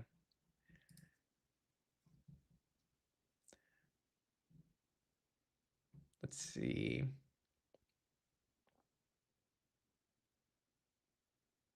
Personal question, do you have a degree? Don't have to answer. Yeah, it's this kind of thing. So I originally went to school for software engineering, and then realized I didn't like it, moved to digital media. And then COVID happened, so I took a break, then I kind of resumed. But this whole time I've been trying to run Techlore, then I kind of took a break. Well, not I didn't take a break. I took a break from only doing Techlore, and then I split Techlore with Cake, and I was doing Cake full time and still juggling Techlore. And that was really challenging. And just recently, I applied for a IT bachelor master's accelerated program because I just want to finish. So I have a cybersecurity certification. I've done CERT, and I also have a couple other certs, but they're not really relevant to what I do here on like the channel. So yeah, that's kind of my experience. That's my history. And that's kind of where I plan to go from here. I've always had this thing of like, I really, really want to finish. And so it would be awesome to finish and have like a bachelor and a master's for something that's tangibly related to what I'm doing here. Apple is amazing, but don't expect them to keep being awesome as laws shift. It's true, right? Like that's kind of the problem too when you have a centralized company and you're trusting one person. Like we see in the UK, advanced data protection just disappears overnight for people. Now, it didn't like unenroll people who had it enabled already, but the feature literally did disappear overnight. So companies they have to respect the laws in the regions they're in. Every service has to do this, including Proton, including whoever. And one of the benefits when you split between multiple providers, right? It's kind of this like convenience versus freedom thing. Like if you just want an easy place to store all of your data and most of it's encrypted, it's not going to like necessarily deal with all the metadata concerns, but Apple's advanced data protection plus lockdown mode is going to take care of so many things for you out of the box from just a basic security perspective and even some of the privacy things as well. But, yeah, you're putting a lot of trust into Apple. But if you split that trust amongst a few companies, there are some benefits there too. So again, just trade-offs. I don't think one is the right approach. You just need to understand the pros and cons of what you're choosing and be ready to shift and just watch those cons over time. I tried telling people to switch to a few. Yeah. Could be nice if in the tools page, the archetypes were locked in view when scrolling the page. So you can change archetype when in DNS provider and kind of compare recs. Interesting. Okay, let me see here. So you're saying like, oh, I'm a working professional and I want to scroll down. And oh yeah, I see. So then you want to be able to switch here. That would be hard. Yeah, that would be hard. The closest thing you can like click that. Oh, but then it gets rid of the filter up top. Oh no, it keeps it. That's interesting. Okay. I'll see if there's a flow for that. That's a very hard flow to design around. I'll do some thinking to see how possible that is. It's a good feature suggestion. What you can do and what you might not know you can do, I think this works. So if you're into password managers, I selected working professional. So if you take our spot quiz and it assigns you as a working professional, we tag each tool for your archetype. But let's say you're here, you can click 9 more and you can click everyday user. But it doesn't keep you there. I'm learning. So let me see if I can change that behavior. That's actually quite interesting there. I think that could kind of resolve things cleanly using the current system where you can click any tag. That's weird because I can click the tag here, but I think it's when you change the archetype that it actually undoes it. Oh no, wait. Okay. Let's try this right here. This is new territory for me. I've never tried this flow before, so it's kind of like testing the flow I designed for other things. So let's say I'm a high risk activist, so it's only going to recommend tools for high risk activists, right? And let's say I scroll down to firewall tools. Okay. Oh, okay. You know what? I wonder. I want to see every other day, every user. Oh, okay. Good to know. I think that that is something to fix then. Okay. Changing archetype. Uh, filter. I don't even know how to describe this. Archetype filter. When one is already selected using the pilled tags has an unintentional behavior. I don't know if I'll fix that in the next update that's going live in a few days here, but it's a good report. So thank you for sending that along.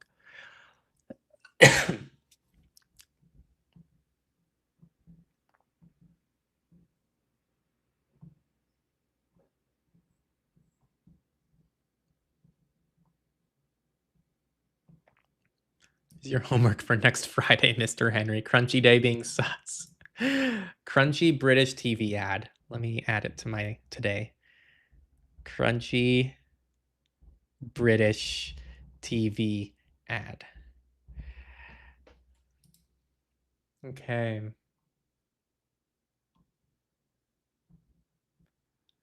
Same majority of the mainstream VPNs are the same company. Yeah, it's true. Not like the top ones, right? But there are a lot of VPNs. So actually, something we link to in the VPN finder.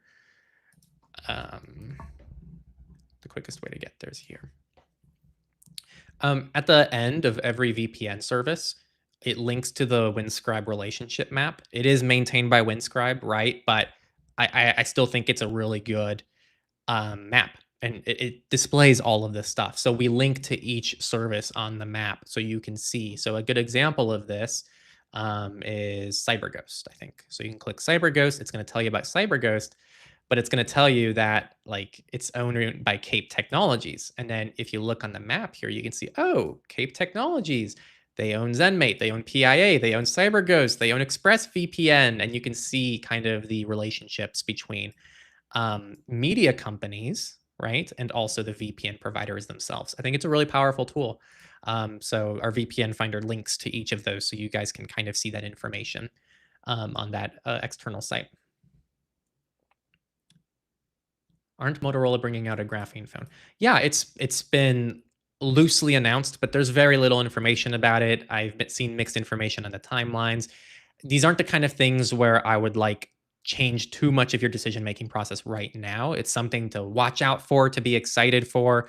But until it happens, I'm just going to not hold my breath. It's exciting, right? I agree, but just I would wait because we don't really know what's going to happen, and what it even looks like yet. So that's what I would kind of flag. Yeah, there was a bug where Apple Relay was exposing IP. So, you're going to find bugs, but again, the actual implementation and the original philosophy behind it was something brand new that no one's seen before. But that is a unique bug. Obviously, that like kind of in some ways discounts what I just said, but it's something that can happen with any provider. Like Mullvad's also had weird issues on iOS too, where they were leaking IP addresses. So it's not like a unique thing. I think the overall philosophy and the technical implementation is very fascinating, that it's inspired some really cool services. I was going to get Proton. Any reason I shouldn't? I mean, I can list reasons why you shouldn't do anything. So if you have good reasons to do it, then just do it. I mean, I can list off like, Proton had this issue 5 years ago, 3 years ago, 1 year ago. They don't do this as well as they should. They don't do that as well as they should, but I can do that with any provider. So I don't know if that's how I would be like reasoning. If it's going to work for you, then get it. And that's how I feel about any provider. If you said it's Tuda, if you said it's Mullvad, like try it, see if you like it. And if it works for you and it fits what you're looking for, then start using it. You're going to get a majority of benefits than if you're using any kind of big tech service compared to that.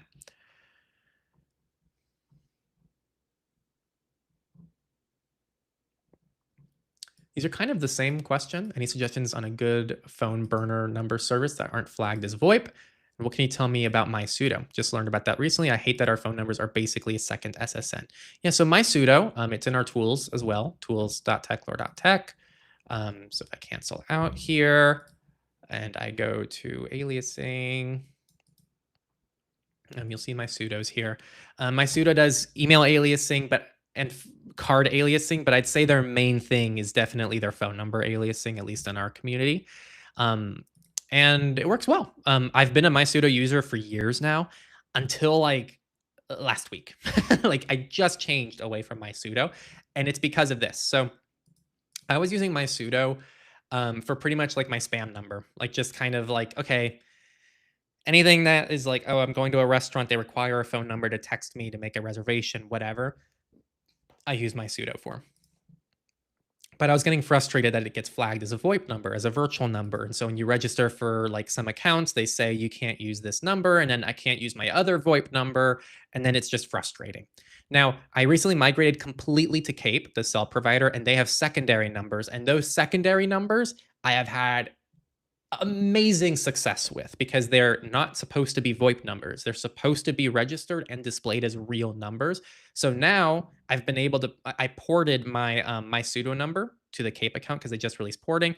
And I'm actually not happy I did that, because it ports in as the primary number. And so now I have to like retire that my pseudo number. It's a mess. But long story short, the ideal workflow, if you're going to use Cape in this way, you have Cape's regular primary number, which you either don't use for anything, or you can use with your friends or family, and that's the number on your SIM. So it's going to just be your SIM number. Then in the Cape app, you can generate two secondary numbers. Both of them should not be flagged as VoIP. And one of them can be your spam number, and one of them can be like your accounts number. So you have this really powerful compartmentalization of phone numbers all through your cell plan, all without requiring any personal information, and they're guaranteeing you some of the best privacy. So that's why for me it was a no-brainer. I just migrated away from my previous like kind of like privately set up prepaid SIM that I was using. I was using Visible, which is kind of like Mint, but it uses Verizon instead of T-Mobile. So that's my new workflow. It's been working really well for me. I just messed up the port thing, and so I actually have to like create a new Cape account because there's no way to change the primary number now.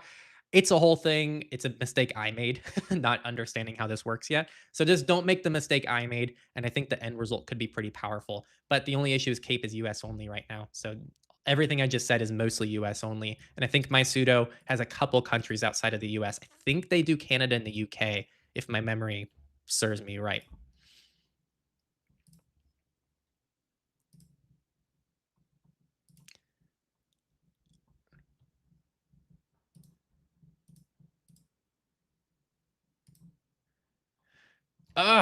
Stop clicking. There we go. Okay. How can I effectively use 10 free email aliases? Um, Buckets is what I'd say. Like you can set up a social media account bucket. You can set up like your primary account bucket. You can set up like maybe a spam alias, right? Like just compartmentalize things and try to find patterns between accounts that you have. Will we ever get your OG tech review videos beyond privacy centered vids? Um, Tech review videos, like which ones? Like VPN reviews? Like I've been around for over 10 years doing this, so I OG can mean a lot of different things depending on when you started watching. So let me know what you mean so I can answer it better. And I'd agree with that. I think Proton VPN makes a lot of sense if you already pay for Proton. I think that really is where it shines the best, because it's still one of the best VPN providers on the market. And if it's already in your subscription, then great. But I think if I was like, someone comes to me and they say, "Hey, which VPN would you get?" I wouldn't recommend it as like a standalone service, not because it's not a good VPN, just because I think there's like better focused tools that are just focused on just the VPN experience. Maybe a bit stronger than what Proton does right now. So that's probably what I'd say.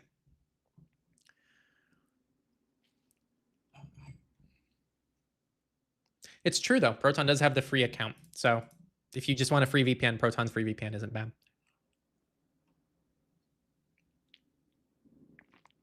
I found your channel just a couple months ago, and I've started on quite the journey. Thanks for all the advice so far. Of course. I know it's a rabbit hole, so just have fun, and I'm glad the content's useful for you guys. It's really cool to see it resonate with you.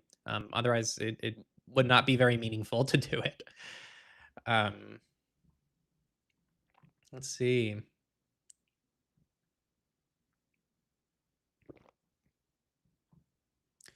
I do trust Apple overall. However, should something change in the future, I could move my iCloud data elsewhere. Trust and be prepared. Yeah, I mean, a good example of this, like a workflow. So I really like iCloud Photos. I think iCloud Photos to this day is the best end-to-end encrypted photos experience. You have to have ADP, but you then get end-to-end encryption with literally every single feature for the most part in regular iCloud photos. So you get the best of both worlds. But yeah, what if Apple deletes your account someday? What if ADP gets removed in your region? So this is, guys, think about this. If you are using Apple's products for anything, just have a backup system ready to go. So for me, it was just downloading Entei on a phone and just doing a full backup. There you go. Then you have an end-to-end encrypted backup. And if Apple says, screw you, we're removing end-to-end encryption, or screw you, we're doing this, delete the data on Apple, and boom, you already have your backup ready to go. So this should apply to anything. This isn't an Apple specific issue. Whatever services you use, you should always ask, hey, if I lose access to this account, if I lose access to this service, what does it look like from there? And am I ready to go day one to respond? It's basic response times and stuff like that. But Apple specifically is one you have to be careful with because they do make it hard sometimes to not use their products. So just overall try to be prepared. And this is really good advice that you shared here. Should I keep using Private Relay or stop it? I don't know. I don't know enough about you. Again, Private Relay has really good tech. And I think on mobile, if a place where Private Relay really shines, I think, is if you keep your apps to a bare minimum. Like, let's say you just have 20 apps on your phone. They're all overall trustworthy services that already know who you are. Like maybe you have a few banking apps. They already know your first and last name. You're not looking for like privacy in the sense of like hiding who you are from the site because you're logging in with your actual credentials. And maybe like your main exposure on your phone is when you're web browsing. So that's you're just accessing third-party websites and they collect your data, etc. I think that's a situation where private relay is actually really powerful and it's going to solve 80% of your exposure with none of the drawbacks because then your apps don't have to deal with weird VPN crap where the app doesn't let you log in when you're using your VPN. So I think there is a place for private relay. If it's the right one for you, I can't answer. I don't know you, but just kind of good to think about those things.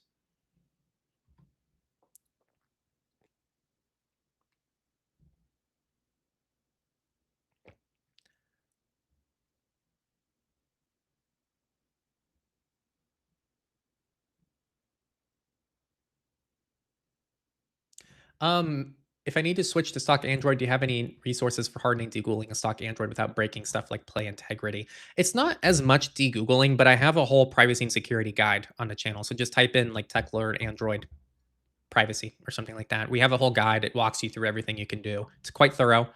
Yeah. And yeah, JMR said Cape cell provider, not to be confused with Cape VPN company. Very different. Yeah, Cape got a little unlucky there because they have two things. First, that Cape itself has this like other company called Cape VPN that can obviously be confused with them, and Cape VPN isn't very great, and so there's that confusion. But then also Cape, I don't know if they still do, but they had a feature called Obscura, and Obscura was like essentially Apple lockdown mode, but for the Cape cell provider. And obviously, Obscura VPN is a thing, and so luckily, Obscura VPN is a like a good service that has a good rep. But I do think it's a little unfortunate there.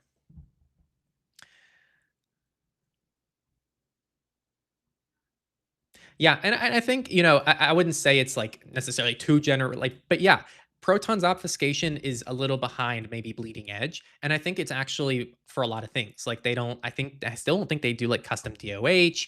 I think they're typically just a bit slower from like the bleeding edge providers. You're probably going to get faster features and more up to date modern stuff from Mullvad, from IVPN, from Windscribe, because those are dedicated tools that are just VPN companies for the most part. I know Mullvad has their browser. I know Windscribe has Control D. I know IVPN recently has their email aliasing and now the port master. So each company has its own thing, but the scope is so much narrower than what Proton's trying to do. Proton has hundreds of employees, guys. So I think they're just I think their email experience is bleeding edge for like encrypted email, but most of their other services right now, they're reliable, they're good, they're fantastic in the ecosystem, and I use them on a daily basis at this point, but they're not like bleeding edge necessarily. So there's always going to be individual services you can swap them out for. But it's the convenience of the ecosystem that I think people really enjoy. For hardware devices, didn't you used to review phones? Yeah, it kind of comes and goes. I think the last like major review we did was I interviewed someone sent an encrypted flash drive to me, and I took a look at that. So I kind of shared the things I liked and didn't like about that. Nova Custom sent me a laptop. I actually have a lot of hardware review units. We just haven't done them. They're a lot of work. Um, there's a lot of back and forth. There's a lot of research that goes into them, and frankly, not many people watch them. So it's like really hard to justify doing the reviews. Unfortunately, I feel like every time I put out a review, they don't do very well, and it doesn't resonate as much with you guys. So yeah, it's something that is a lot of work because I have to use the product and give a good review, and I just don't see it resonate as much. I just reviewed Terminal recently as well, TRMNL. It's kind of like a little like e-ink hub that you have at your home. It literally just shows you static screens. So they do occasionally happen. It's just they're annoying to do, I think. I want to like Cape, but there's some red flags. I need more independent audits. It's very reminiscent of ANOM. Well, they just had one independent audit, if you guys saw that. So they had the CDRs, the call data records. They did an audit with Trail of Bits, which I thought was very cool. You said you want more audits. I'm sure they might do those. But guys, I think the difference here is, see, my understanding with ANOM back in the day is ANOM like shipped you a phone. Like they shipped you a whole phone and they had their own software on it. They had everything on it. It's a lot of trust, right? We always have to ask in comparison to what. I also like have some skepticism and reservations about Kate myself, right? Like I can't like guarantee everything they're doing. But what's the comparison? The comparison is for me using a prepaid cell provider like Visible, like Mint. I know for a fact that they are collecting my data and doing crappy things with it and keeping call data records for years. And they're not necessarily wiping things. And that is a guarantee. Meanwhile, you have Cape, who has promised to do 3, 4 things that I think are really unique. They rotate your IMSI, which you can verify. It literally rotates your IMSI. They literally wipe call data records, and that's done. They've demonstrated that with an independent audit. And it's a company that's at least committed to privacy. There's been no other major cell company that says, yeah, we're trying to actively take privacy seriously. So let's just say Cape genuinely is just full of shit, like just straight up. You are no worse off than you were originally, right? Because they're just a cell company. So that's kind of where I'm coming from. And here's the thing, Cape now has that secondary numbers feature. It works extremely well. And so I've been kind of really liking it, guys. So I am kind of doing a review of Cape coming soon. It's going to be like, I know we did a kind of a partnered video with Cape explaining the issues with cellular privacy because they're kind of experts in that. Like they know exactly how the whole stack works. And so that's something that we did with them, but that was a one-time partnership. So from here on out, it's like, yeah, it's pretty much my raw, candid thoughts.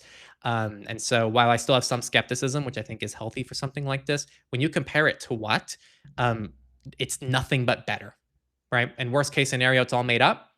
It's fine. You're back where you started. It's the same way I see VPNs, right? Like, how can you guarantee your VPN isn't doing this, doing that? You're shifting trust from your ISP, who you know for a freaking fact is collecting everything about you, to a VPN who has audits, who's trying to build trust signals, that has a whole business model about privacy.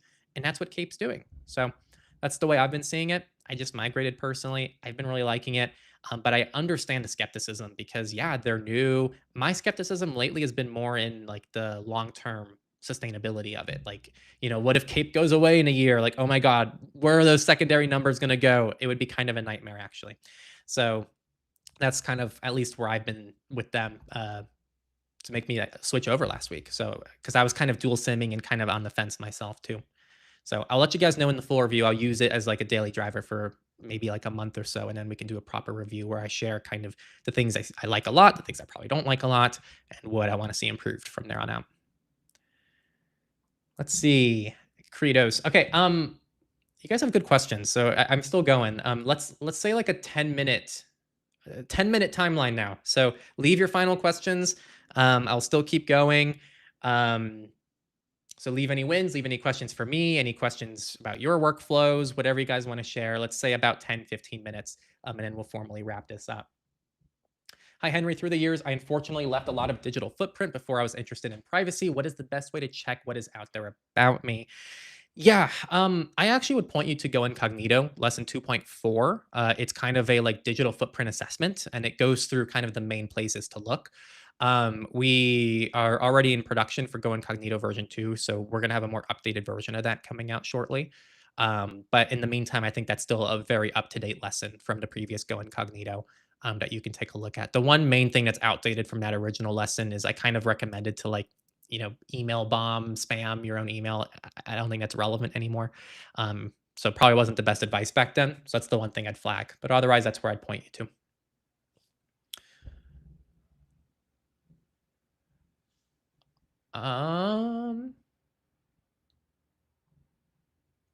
Should I use a password manager or stick to pen and paper? I won't lose it and I'm at home usually. Whatever works for you, right? Like the main thing is having strong, unique passwords on every account. And if you're able to do that with pen and paper, there's nothing inherently wrong with that. It's just less convenient for people. It's less recommendable for someone in my position when I'm giving advice to thousands of people. I'm not going to tell people to have to write out all their passwords and manually generate them and deal with that, right? If it works for you, it works for you. Otherwise, I would say for me, I'm not going to be doing that. I don't think that's convenient. And I just want good, strong, unique passwords as efficiently as I can make them happen and accessible anywhere too. So I'm using a password manager. But if that works for you, it works for you.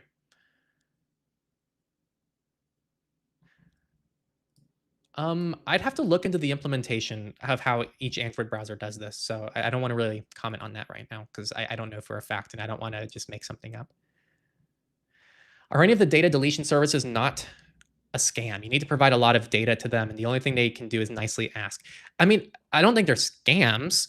I think the concept of having to do this is frustrating and annoying, and it's built a lot on trust, which does suck. I That's why I'm kind of excited about the California drop tool right now because it's the first thing I've seen to kind of flip this on its head a little bit more. The drop tool, yes, you have to upload data, but the way it works, I had the director of the CPPA on. I think that interview is going live tomorrow, actually. So you guys will actually get to see exactly how California Drop works. And I ask all the technical questions, how it compares to private companies. But California Drop requires data brokers to actually register to the system. And when they do that, they also have to hash on their end your information, like your name, email, zip code, etc. So it hashes that information. And in California Drop, you put it in and it also hashes your information. So they never actually see your information, California Drop. All they're doing is comparing hashes in this system that they designed. And if the hashes match, then the company has to delete the data. That's how it works. It doesn't have to match everything. So, like, let's say it just catches your email, it will delete all the other data associated with that email. So, that's what I hope you know, I hope that that kind of concept starts to continue forward in other places. In the interview that I did with Tom Kemp that goes live tomorrow, he kind of talks about other states have been inspired by California Drop. He talks about how other countries, he mentioned 4 countries that are also inspired by it. And so we might see this kind of thing uh, hopefully gain some traction in other regions around the world. Otherwise, right now, private services are the best we can do, right? Like, yes, I agree there is trust, but also your data is in the public. So what are you losing? Like that, if like think about it this way. Imagine your easy opt-outs or optery. If you wanted to just collect data about people, you can just go to the public record and take their data. It's already public. So their entire reason of existence is to delete the data and it's verifiable they delete it, right? Like you can literally see the before and after of what they deleted. So I don't think they're scams. Some services aren't as good as others for sure. A lot of them have better efficacy than others. A lot of them have better systems where they don't just send your information to everybody. So those are the services I would personally target. So those are kind of my thoughts on it. It's a nasty situation. I don't think any of it's great, but I do think for a lot of people they are necessary evils right now because like what else are you going to do? You're not going to manually opt out every 3 months from 50 different accounts. I mean, maybe you will. I know I'm not because it's just too much work. Welcome to your first Techlore Live, Demario Bros. Hello, hello, hello. Yeah, welcome in.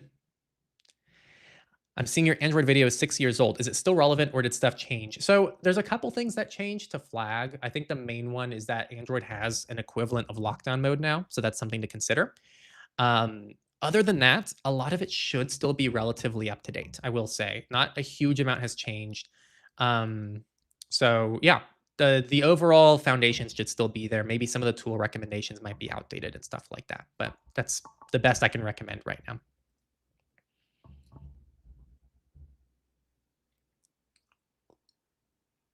Ken asked, I've been looking into MySudo for alternate phone numbers. Is it possible to install their app via F-Droid or an APK on their website? I don't believe so. They might have an APK listed somewhere. And technically, you can always like download Aurora and get MySudo from there. I'm sure there's a way to get the APK. Um, but they have a weird system. They have something. Let me see if I can find it in my normal browser here. They had a blog where it was like MySudo. They had a way to essentially work on custom ROMs. Um, let's see. I don't know if I'm going to be able to find it. Here it is.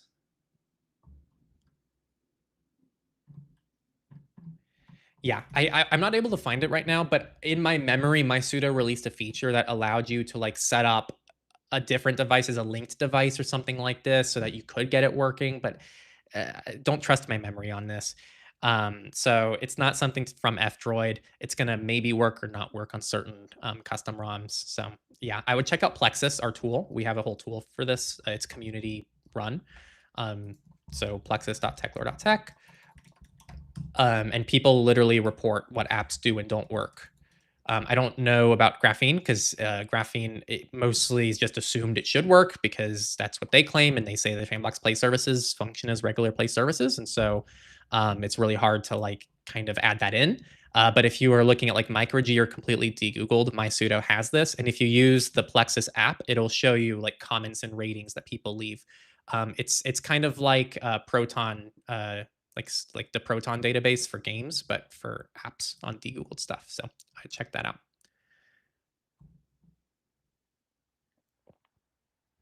Do you think it matters for a VPN to have post-quantum cryptography? I know Mullvad has it, but what else? I think it's nice to have right now, but it's not required. I'm not like crazy concerned about post-quantum right now at this point in time. But I think, again, a lot of those bleeding edge VPNs are getting ahead of it, and they're already rolling it out. So yeah, if you want to be ahead of the game, then go for it. Otherwise, I don't think it's required right now in August of 2026.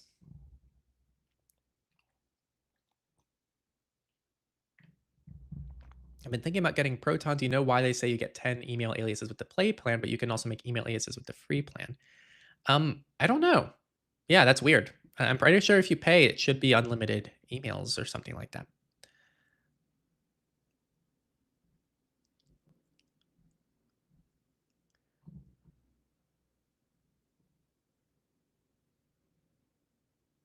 Oh, okay. This person cleared it up. 10 email inboxes with different addresses and infinite aliases. Okay, so that's the confusion there. That clears it up.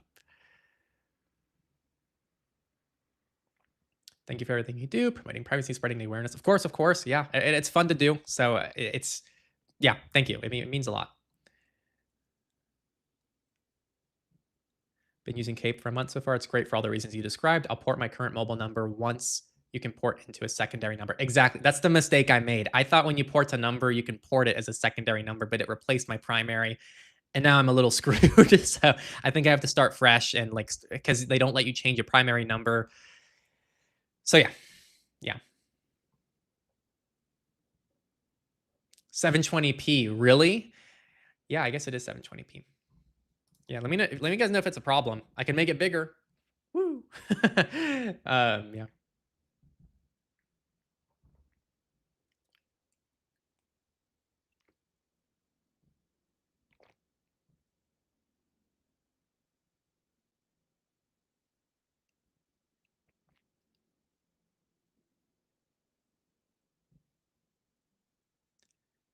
My God. Yeah. You guys are going off on the Mullvad stuff. Again, there was a whole stream a few weeks ago. If you want to hear my thoughts on the like the Mullvad stuff and the politics there, I kind of cleared up my stances on it. I'm not going to rehash it because I feel like I already made my points. But yeah, go ahead and check it out if you want to see what I thought. Otherwise, it's been hashed out already. If it bugs you, it bugs you. There's like a million Mullvad alternatives. Not really a million. There's a few really good Mullvad alternatives, including Windscribe as the person who left the question who was frustrated that Windscribe doesn't get maybe as much promotion as they think it deserves, would probably say. So, um, yeah, like guys, you have like that again. I mentioned this earlier. Like one of the best things about using these tools is most of them give you the freedom to choose other tools, and that's kind of like the beauty of them. So if you don't like what Mullvad did, the founder, whatever, that's your personal choice. Just as it's, I guess, their choice to have their views, whether or not you agree with them. If it bugs you, change your VPN provider and move on. Like it really is that simple. Nothing that I saw had any kind of near implication for the privacy of the service. So, have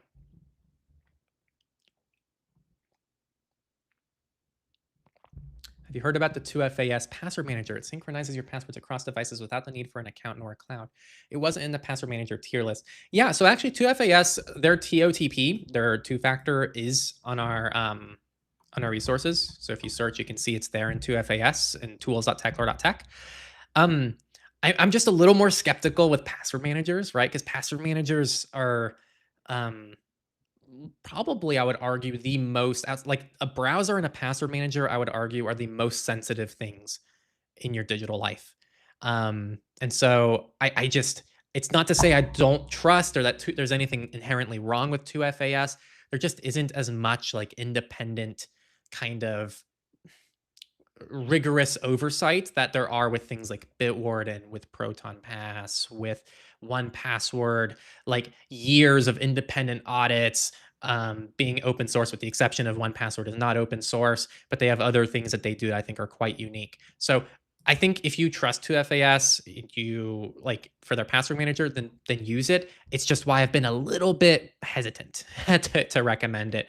I just don't want to be in a situation where we put something on our tools and then there's something that's wrong with it, and then it's like, ah, shit, like now people are using this. So, yeah. Is Apple Password Manager safe? Yeah, I think Apple Password Manager is fine. That's not in the tools because it's a little bit too trappy, I think, of an ecosystem, and there's no reason to recommend in that situation. In my view, there's no reason to recommend this like a thing that only works on Apple devices very well. Like I know they now have a browser extension for I think Chromium based browsers, but I just don't have a good reason to recommend it. And there's so many other good password manager alternatives. I try to find and recommend tools that can fit for every archetype, right? So like if I do everyday user, which is where the Apple passwords would go, and then I go to password managers, there's already two really good options, I think, for that person, for the everyday user. Um, I don't know what adding Apple would really do. And I think it would just downgrade most people's experience, but I think it is fun. I don't have a current music songs obsession. I will say I watched the Johnny Depp Willy Wonka movie last night, or at least most of it. I need to finish it later today. But the songs in that are quite catchy. I know it's not the kind of music you were asking about, but I've just had like the song stuck in my head all day today. I will say it's an underrated movie. I don't know why people don't like it as much. It actually is closer to the book than the original movie. And yet people don't see it that way. But I think it's actually a pretty good movie. And it's hilarious.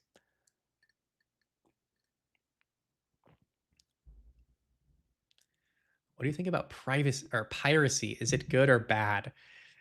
Ah, it's tough. I think I think piracy is bad. I don't think I really think it's disingenuous, and I think it's coping a little bit.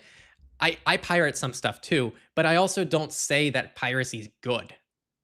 I don't think it's good. I think piracy to me is a natural response to either I can't get something via normal means, or it's a shitty experience and it's easier to pirate. I remember back in the day when Linus Tech Tips was maybe a little bit more, um, I don't know, easy to appreciate, put it nicely. They made a really good video on piracy that I just really resonated with, which is like the areas where they've made the streaming services like why would you pirate music nowadays, right? Like it's just really not that convenient. You might as well just pay the $10 a month and you get access to whatever you want. Now that's changing a little bit because people are like, well, I want to own my songs again, and there's this ownership layer of things. But in terms of just raw convenience and efficiency, I think that piracy doesn't make sense anymore. Um, for streaming because they've made it so accessible for you all, and it's overall, I would argue, a good thing. And I think for movies though, people are still pirating because like what the fuck? Like you gotta pay for like 8 different subscriptions. Each of them, they keep changing it. Beforehand, it was like $10 a month for each of them. And now it's like, oh, it's $10 a month, but also you're gonna get 2 ads now. And it's like, then what the hell am I paying for? And then each of them doesn't even have the freaking thing you want to watch. You got to get a new subscription when you actually want something you want to watch. So people still pirate movies and shows because who wants to deal with that nonsense, right? Um, so I think piracy to me is actually a signal that something typically isn't working well for the user. And so that's why like piracy is really cool because it's normally like us users reclaiming control for something that's not working. And I think that that is something good and it signals to the industry that they're being shitty. So I have very complicated feelings towards piracy, but I would never say that piracy, like in isolation, is a good thing. I still think it's ultimately stealing, but sometimes the stealing has some kind of like impact to signal that something's actually wrong with something above it. Um, yeah, that's how I view it personally. Um, and yeah, I think I've tried to apply that reasoning to other things. Like when people block ads on YouTube, I think it is stealing, but also it's a signal that the ads are not serving users somehow. They're either too obnoxious and they're playing too many ads on YouTube, or they're invading their privacy, or they're not safe, or they're recommending things that just bug the hell out of people. And so people go, I'm gonna block those ads. And yeah, we only get 25% of our views monetized on our channel, which means 75% of our views literally aren't monetized. That means that we could be making what is that, 3, 4 times more money from YouTube if people didn't block ads. That is kind of theft, but how can I blame any of you guys? Like, I want you guys to be using an ad blocker because telling you guys to opt into the ad system is telling you guys to like set aside your privacy, set aside your data, set aside your attention, which are things I fundamentally don't believe in. So we publish all our content on PeerTube. You can literally download our videos from PeerTube and you can watch them on open source apps. You can do all that stuff. And that's me trying to fix the service problem for you all so you don't ideally have to use all these tools just to watch our content. So yeah, Michael in the Signal group said piracy is a service problem. Gabe Newell. Um, so I think that's kind of how I feel about it. But I also would argue if you're watching our content and you use an ad blocker and you don't support it in some way, and this goes for any creator, that's not a good thing either, because then the creators kind of, that's one of the revenue sources that's being taken away, right? So it's fine. Like we fortunately make enough from sponsors, from the people who do support us, from our course. Like we have revenue models so that I don't it's fine. Like we don't need to get all that ad revenue, and it's okay if a lot of you don't like try to make up for it. But it is something I would challenge people on of like if you have a creator you love, again, doesn't have to be us. I always say like I really mean this as broad advice. Support them in some way, especially if you're using an ad blocker, because otherwise it's it really isn't helping them. So I have very complicated feelings towards piracy, and I don't know. My argument is if you don't have complicated feelings about it, there's maybe something you haven't explored yet, because I think it's a very complicated issue. I know I just went on a whole rant there, so I'm sorry, guys. I know it was like you maybe didn't want like a whole spiel about it.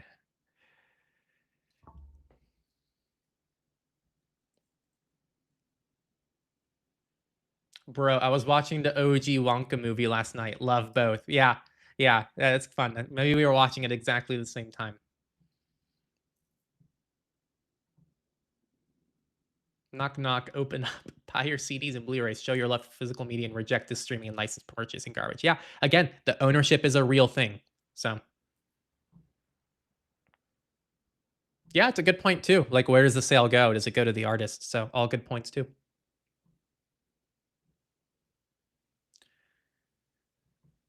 Not too many strong opinions. As long as you guys have like a sound password management solution that's safe, I think it's fine. That's funny. Telling them to download for free. Yeah, that's really funny. Yeah, it's true. I think like actually going to concerts and stuff and buying merch is really it's a good way to support. I've been getting more into just concerts. It's been a lot of fun.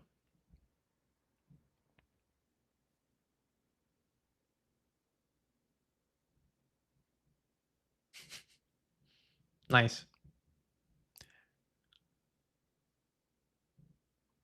What's the Signal group you mentioned? Yeah, if you want to support us on our site, like you can just go to our website. You can do subscribe free, and you can become a Techlorian. If you want to support us, again, like it's just a way to like let you guys give back, and then I try to give you some perks. We have a private Signal group that they're chatting right now on. I'm pretty active there too. So if you guys want to join, you want to be a little part of a community, it's the only community we have anymore because it's the only thing we can really maintain is something that's private. But it's also a nice perk to offer you guys, and then it helps us out too. So um, that's how you do that. Son, could you make a video on Uruki? I haven't heard of this, so maybe, but I don't know what it is, so I don't want to commit to it. All right, guys. I'm probably gonna start heading out here. It's late. It's now noon. I'm getting hungry. It's almost lunchtime. Um, I want to thank you all for being here. It's always so much fun to do this stream. It's a great way to end the week. Tori messaged me saying Tom's interview is scheduled for tomorrow on YouTube, PeerTube, and Transistor. And so if you guys want to watch that interview I kind of teased earlier, just keep an eye out for that. If you guys also want, I'm leaning more into the newsletter because I think it's a really good way to get you involved with things because it's a weekly thing. It tells you what's going on in the world. And so if you're ever like not on YouTube or you don't want to watch the whole surveillance report, I do like a 5-minute coverage of surveillance report to just TLDR what's going on. And I think it's also a very shareable thing to give to friends and family who aren't very technical, who just want to know if like they're stuck in a data breach and what to do. So I've been really trying to like promote the newsletter a little bit more, especially because it's independent of YouTube and all those things. And I can always reach you guys if something crazy happens. So yeah, check it out. You can use an alias email too. Just as long as you can keep up, it's all that matters. Otherwise, that's all I have. Thank you all for watching. Thank you to the super chat from earlier. Thank you to the Techlorians in the Signal group. You guys are awesome and allow us to do this, which is so cool. And then if you have your own questions, go in the description. There is a link there to a form that you can fill out, and then you'll be listed in the actual like questions that are listed here on the screen to the right. Otherwise, I'll see you all next Friday, most likely. And it was a lot of fun to be here.